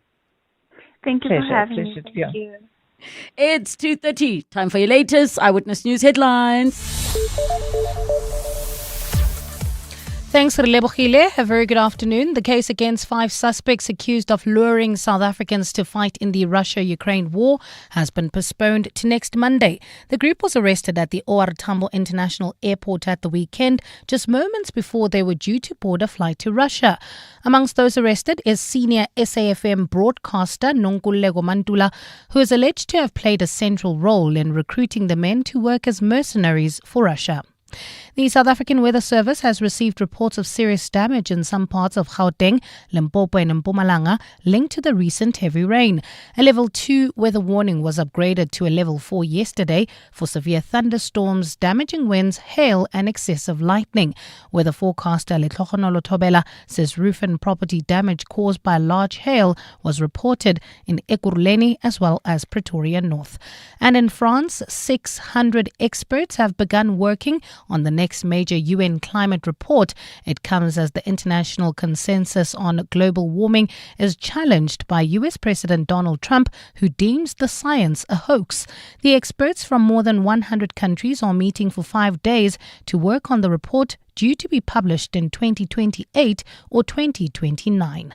Those are the headlines. This EWN and more at 3 or as it happens.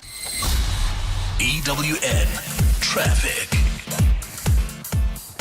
Well, at this stage, if you're heading towards Bedford View, there's slow-moving traffic. This is on the R24 westbound in the Edenvale area between Macro Store and the Patlu interchange. There's also bumper-to-bumper traffic. This is leaving Sandton heading towards Midrand. On the M1 northbound between Greyston and Woodmead Drive. If you're traveling in and out of Alex, we still have those roadworks slowing down traffic on the N3 in both directions.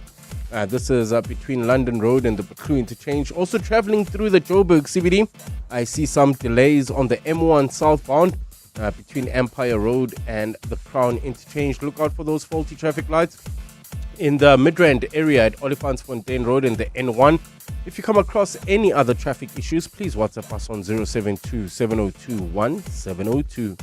There's more EWN on air, online, and on the EWN app. Africa Milani. Weekday mornings, 4 to 6. Your thoughts and reflections on the president's address yesterday? It was a political platform that the president, took. I think it's not unexpected. He had basically won a diplomatic triumph by hosting this, particularly in the face of the U.S. boycott. And he was going to take advantage of that and tell the nation that they had done a good job. We do know that the Department of Trade, Industry and Competition continues to try and negotiate a trade agreement between the two countries. I do not follow Donald Trump on Truth Social. I must confess, I don't know if he's reacted in any way, shape or form. Africa Milani. 4 to 6 on 702. Are you looking for the best spectacle and sunglass deal?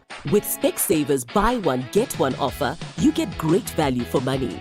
Get a free pair of branded single vision prescription sunglasses up to 3,300 Rand when you purchase a comprehensive eye examination and spectacle frames with lenses on your first pair. The best part? Choose from top brands like Police, Hugo, Under Armour, Tommy Hilfiger, Red Bull Spect, and more. Affordable eye care? Specsavers. T's and C's apply. Hollywood Bet invites you to take the lead. The sizzling summer competition is giving you a chance to bask in horse racing glory and blaze into red-hot rewards. Bet 50 Rand or more on horse racing online or at your nearest branch and you could win a share of 1 million Rand in prizes. Enjoy a star-studded lineup of equestrian events this summer and settle up for a season of success. Bet now. T's and C's apply. Hollywood Sportsbook is a licensed betting operator. No persons under the age of 18 years are permitted to gamble. Winners know when to stop. South African Responsible Gambling Foundation toll-free counselling line 0800 006 008 or WhatsApp HELP to 076 675 0710. The Maibuye Africa concert, the rebirth of Ubuntu, returns for one unforgettable night only. Simpiwe Dana, Judith Sepuma, Malay, Langa Mavuso, Elvis Blue and Sipho Hotsticks Mabuse, backed by a 20-piece orchestra conducted by Grammy Award winner Joe Arthur, curated and produced by the visionary Billy Monama, Opera House State Theatre, Pretoria. Saturday, 6 December 2025 at 7:30 p.m. Tickets from 350 to 1,000 Rand at Web Tickets. Proudly supported by the Department of Sports, Arts and Culture, Brand South Africa, Castle Milk Stout, and 702. The Money Show. Weekday evenings at 6. On the next Money Show, we chat financial results with Discovery Life Insurance. We have the comedian Vafa Nagari on How I Make My Money and a conversation on how South Africa retailers are rewriting the rules of play in the 7 billion Rand toy shake-up. All of that and more on your next Money Show. The Money Show on 702. Let's walk the talk. The Money Show, Stephen Curtis, is brought to you by ABSA CIB. Invested in your story because your story matters. ABSA is an authorized FSP and registered credit provider. Coming up on 702 Drive with John Perlman.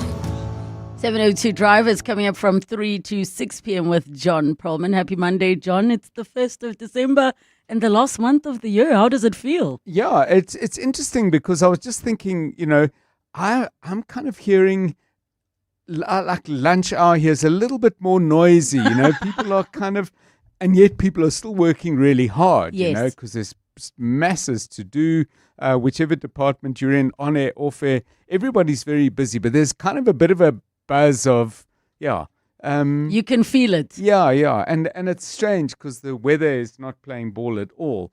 Normally you'd associate all of this with nice sunshine. It rained?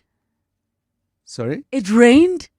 Did it rain? I just don't know. now? No, I've been Yeah, inside. it looks like it rained. Like I'm trying it to see hasn't out yet the. It didn't rain. Oh, I can't keep up. I can't keep Yes. up. But I'm not going to complain about the rain because I prayed for it. Watering one's garden is not a cheap exercise. So I'm happy for the rain. Just Good. don't flood and kill people. Okay, you obviously don't play cricket, but that's fine. What's coming up on your show? So coming up on the show, and good afternoon, everybody. We've been talking about issues where you get contacted and people have a conversation with you about you getting some kind of guidance on your debt, and then suddenly you find you're in a whole process without it being properly explained. The National Credit Regulator, it happened to Kabazela while our show was on, actually. But we'll have the National Credit Regulator on. A lot of people were phoning in and they felt the NCR were not doing enough to deal with that. So they'll join us at 4:10. World AIDS Day, we're going to look at how South Africa is coping with the fact that American budgets were slashed to virtually nothing. That's at 4:10. Health-related matters, malnutrition is becoming an increasing problem in South Africa. There are a number of people who've got very simple solutions. Well, not simple solutions, let me call them immediate solutions. So it doesn't depend on whether more people get jobs or whatever. They're saying there's stuff we can do and do straight away. Madlanga Commission of Inquiry has been very, very interesting indeed, Doc. Former city manager de Kuruleni, Dr. Imogen Mashazi, is still giving evidence. What I watched this morning raised some really important questions. And then in court, people charged with trafficking people to Russia to go and fight So in the war against scary. Ukraine. And Alpha Ramoshwana has been watching that. He's with us at 3:20.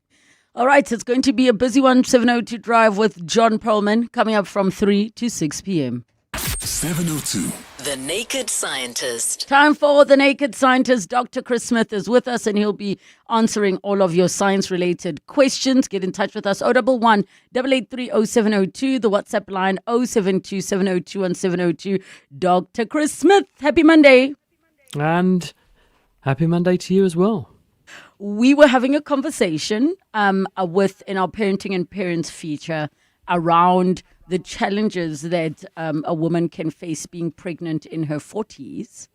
And I was curious if there was any kind of new science or new anything that could speak to, we know why in terms of socioeconomic reasons why people are waiting to have children a lot later in life.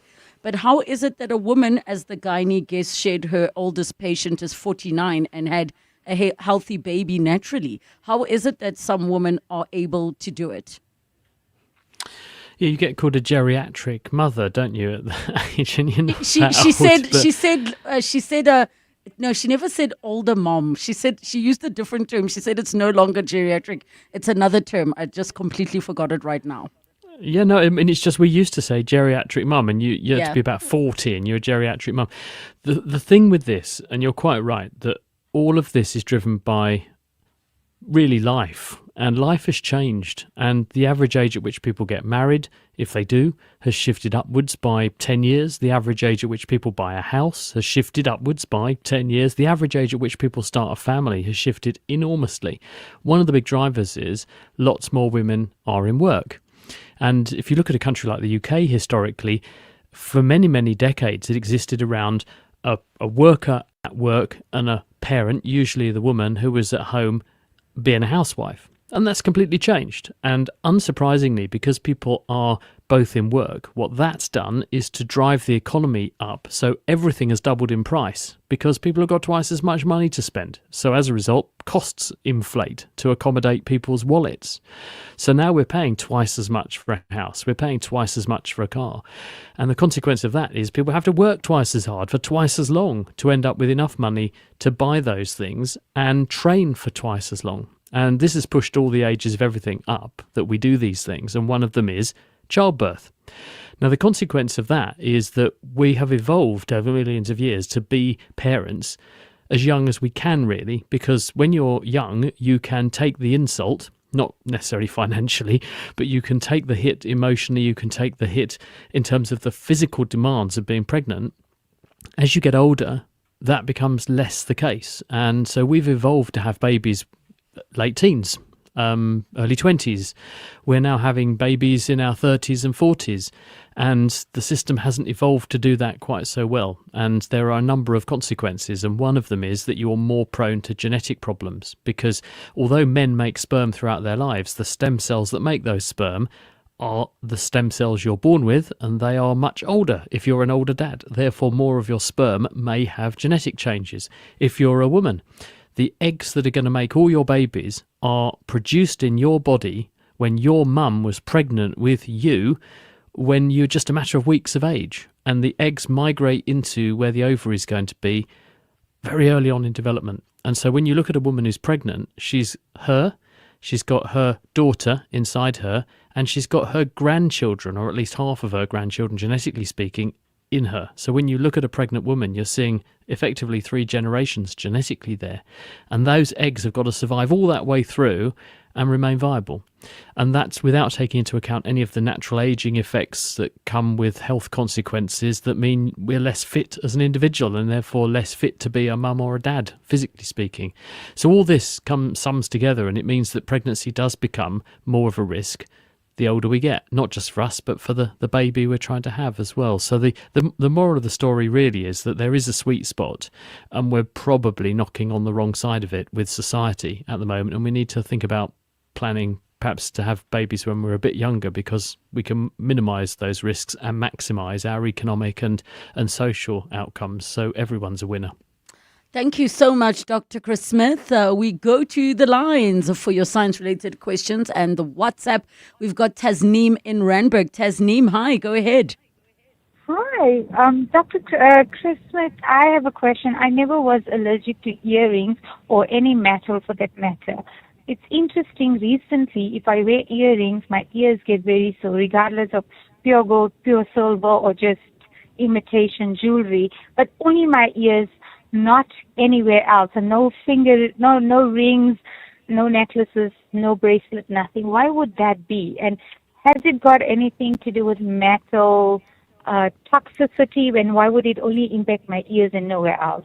I'd listen to you on the radio. Thank you. Thanks, Tasneem. Some jewellery does provoke reactions, and some metals, nickel-containing metals that Tasneem mentioned, can cause an inflammatory reaction. Obviously, with the ears, if you've got holes there, which you have to put the studs through, then there is close contact between your body fluids and the metal, and that can lead to a reaction. But the other thing that can happen, when you've breached the skin, which obviously if you've got a piercing you have, then there is a portal of entry for infection. And sometimes you can get an entrenched infection there, which every time you stuff something in there, it disturbs the infection, it brings the infection into contact, or the infecting organisms, usually bacterial organisms, into contact with your body fluids, driving a further inflammatory reaction.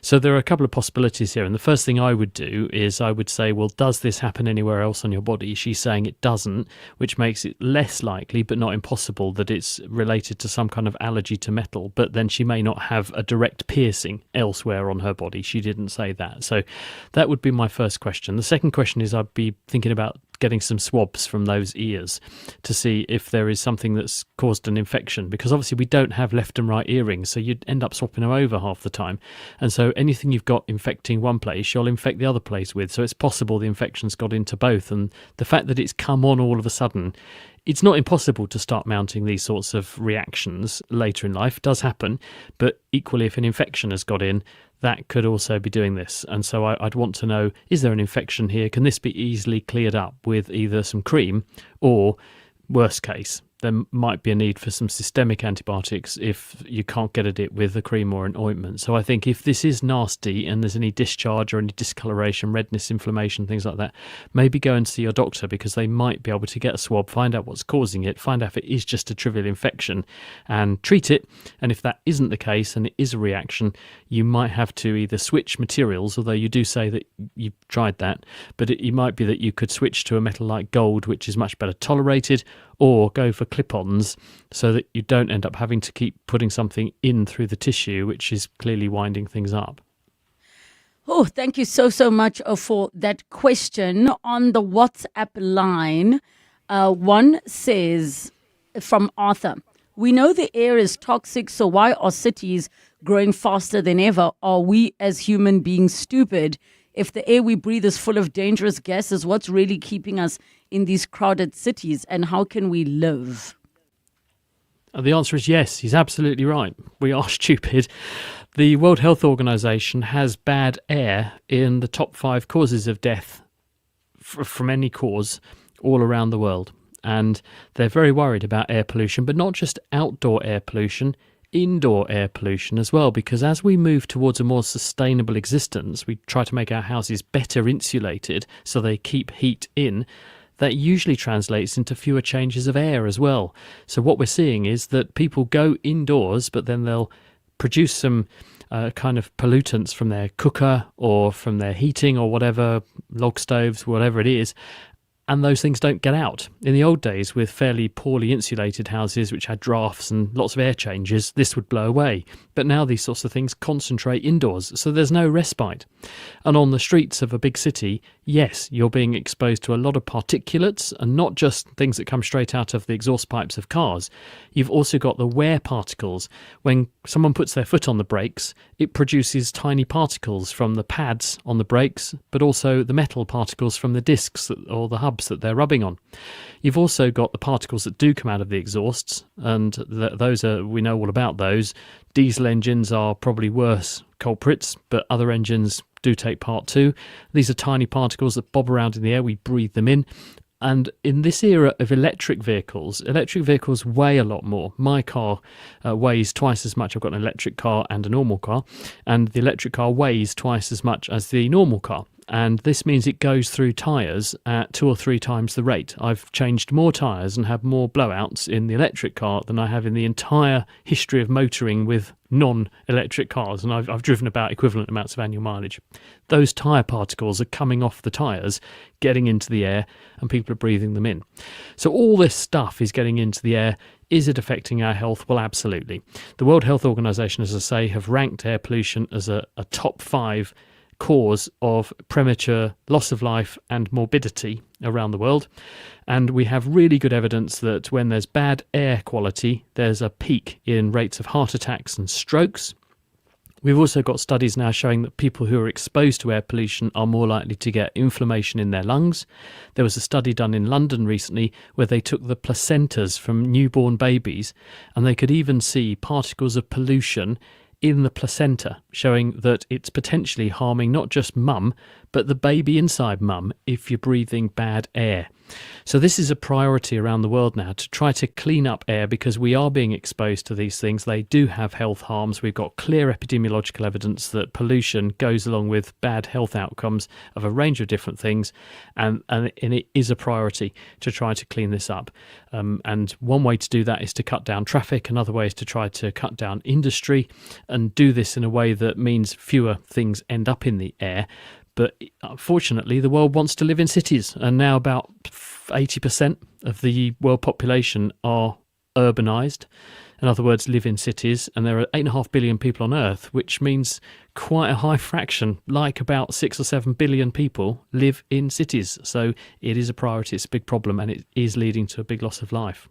Thank you so much for that question. And I do think, Doctor, many people are come to the city to make money, but ideally they do want to go back to farms or to the ocean. It's just that economic hubs are obviously in the bigger cities. Absolutely. But yes, all issues need to be addressed in that regard. Lulama in Winchester Hills, hi. Hey, Relebogile and Doc.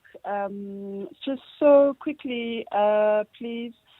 So my son has got 2 allergies. When he drinks like normal cow milk, his stomach, we just recently, like a few years, 5 years now, and increasingly so, when he drinks cow milk, he gets bloated and he gets chest pains. So now he drinks lactose free milk. We don't know whether that's going to help in the long run. And then secondly, with fruits that you can eat with skin, that you can just wash off and eat. When he eats that, like day before yesterday, cherries, and then he starts getting his throat kind of like it's itchy, gums get itchy, his eyes starts getting red, and he has to, rub them off, and then he has to stop immediately. So, so we just want to understand what's that all about. What does he do? What help can we get for him? I think there's 2 independent things going on here. You don't say whether or not you have allergies in your family, but we know that allergies do run in families. So if you have one family member with some kind of allergic state, including asthma or eczema, itchy skin, hay fever, and food intolerances, specifically allergies to foods, then it's more likely that other family members will be affected, because it's all down to how the immune system works. So I would first of all be questioning that and finding out if this is just a one-off or whether there are others who might have similar symptoms, because that could lead you down that path.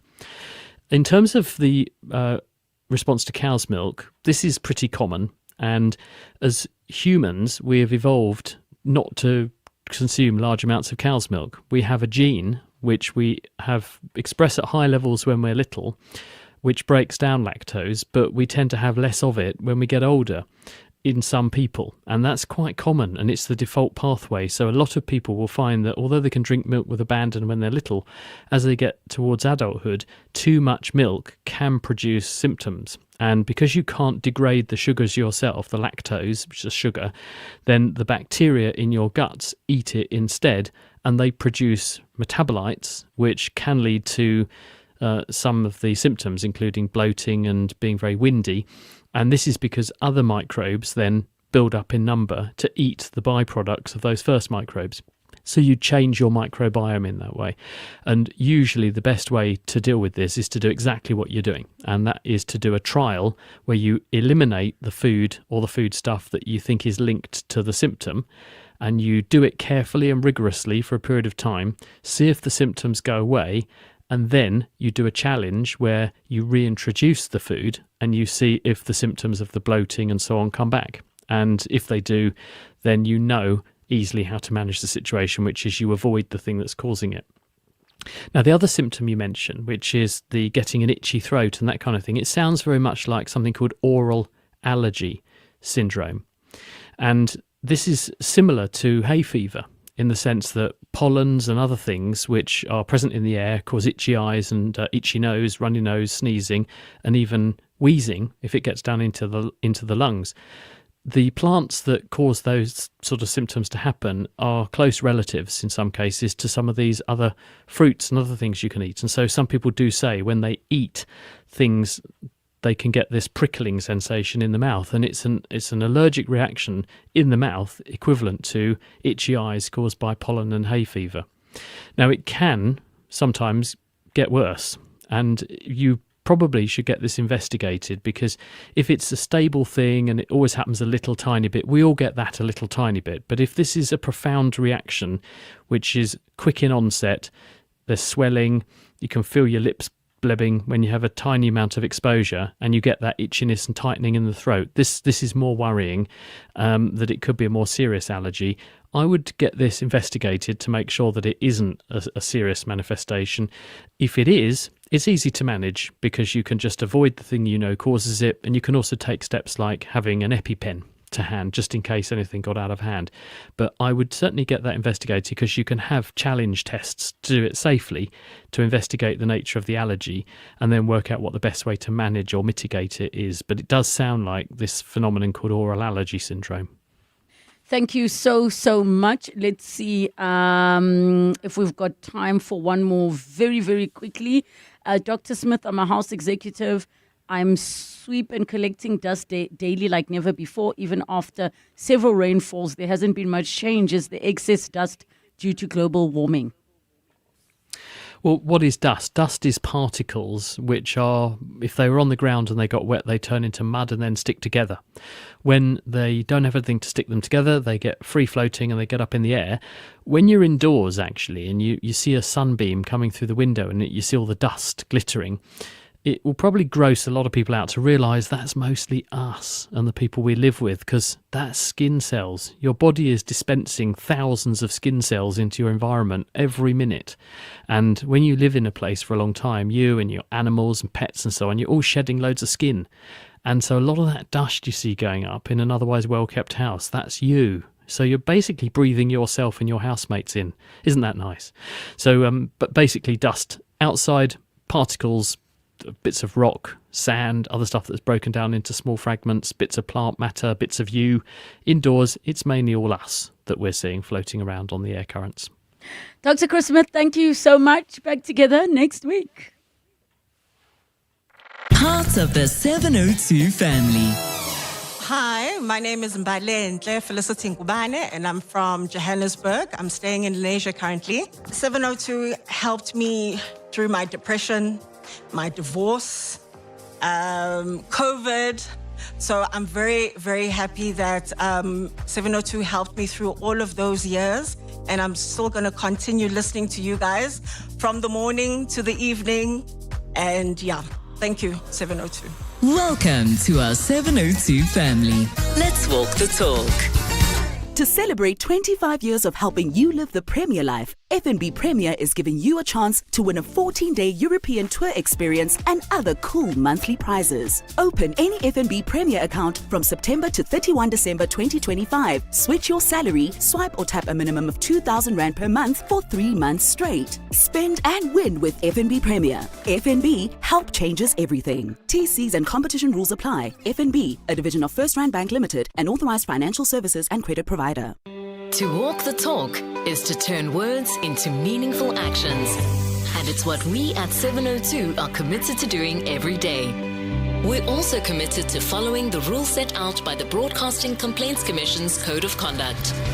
to give you balanced programming, fair comment, and accurate news. But if we stumble along the way and you feel we're not living up to the code, let us know on comment@702.co.za. And if after that you're still not happy, you can direct your complaint in writing to the Broadcasting Complaints Commission, PO Box 412365, Craig Hall 2024. For more, visit bccsa.co.za.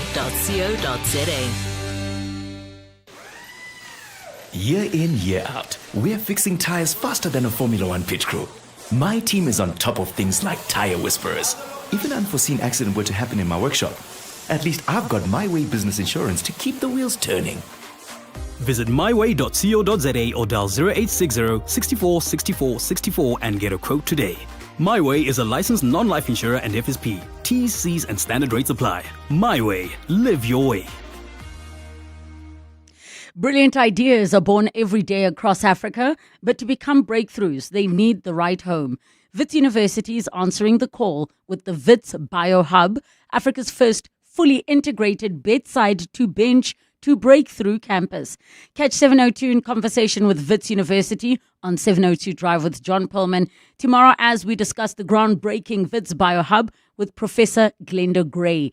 Tune in to learn about this 28,000 square meters of world-class science working to turn discovery into impact for good. Don't miss it on 702. Thank you for joining us, folks. Back tomorrow at 3 o'clock. This is EWN. Hawks not ruling out more arrests in Russia recruitment scandal, and Imogen Mashazi puts on a show at the Madlanga Commission of Inquiry.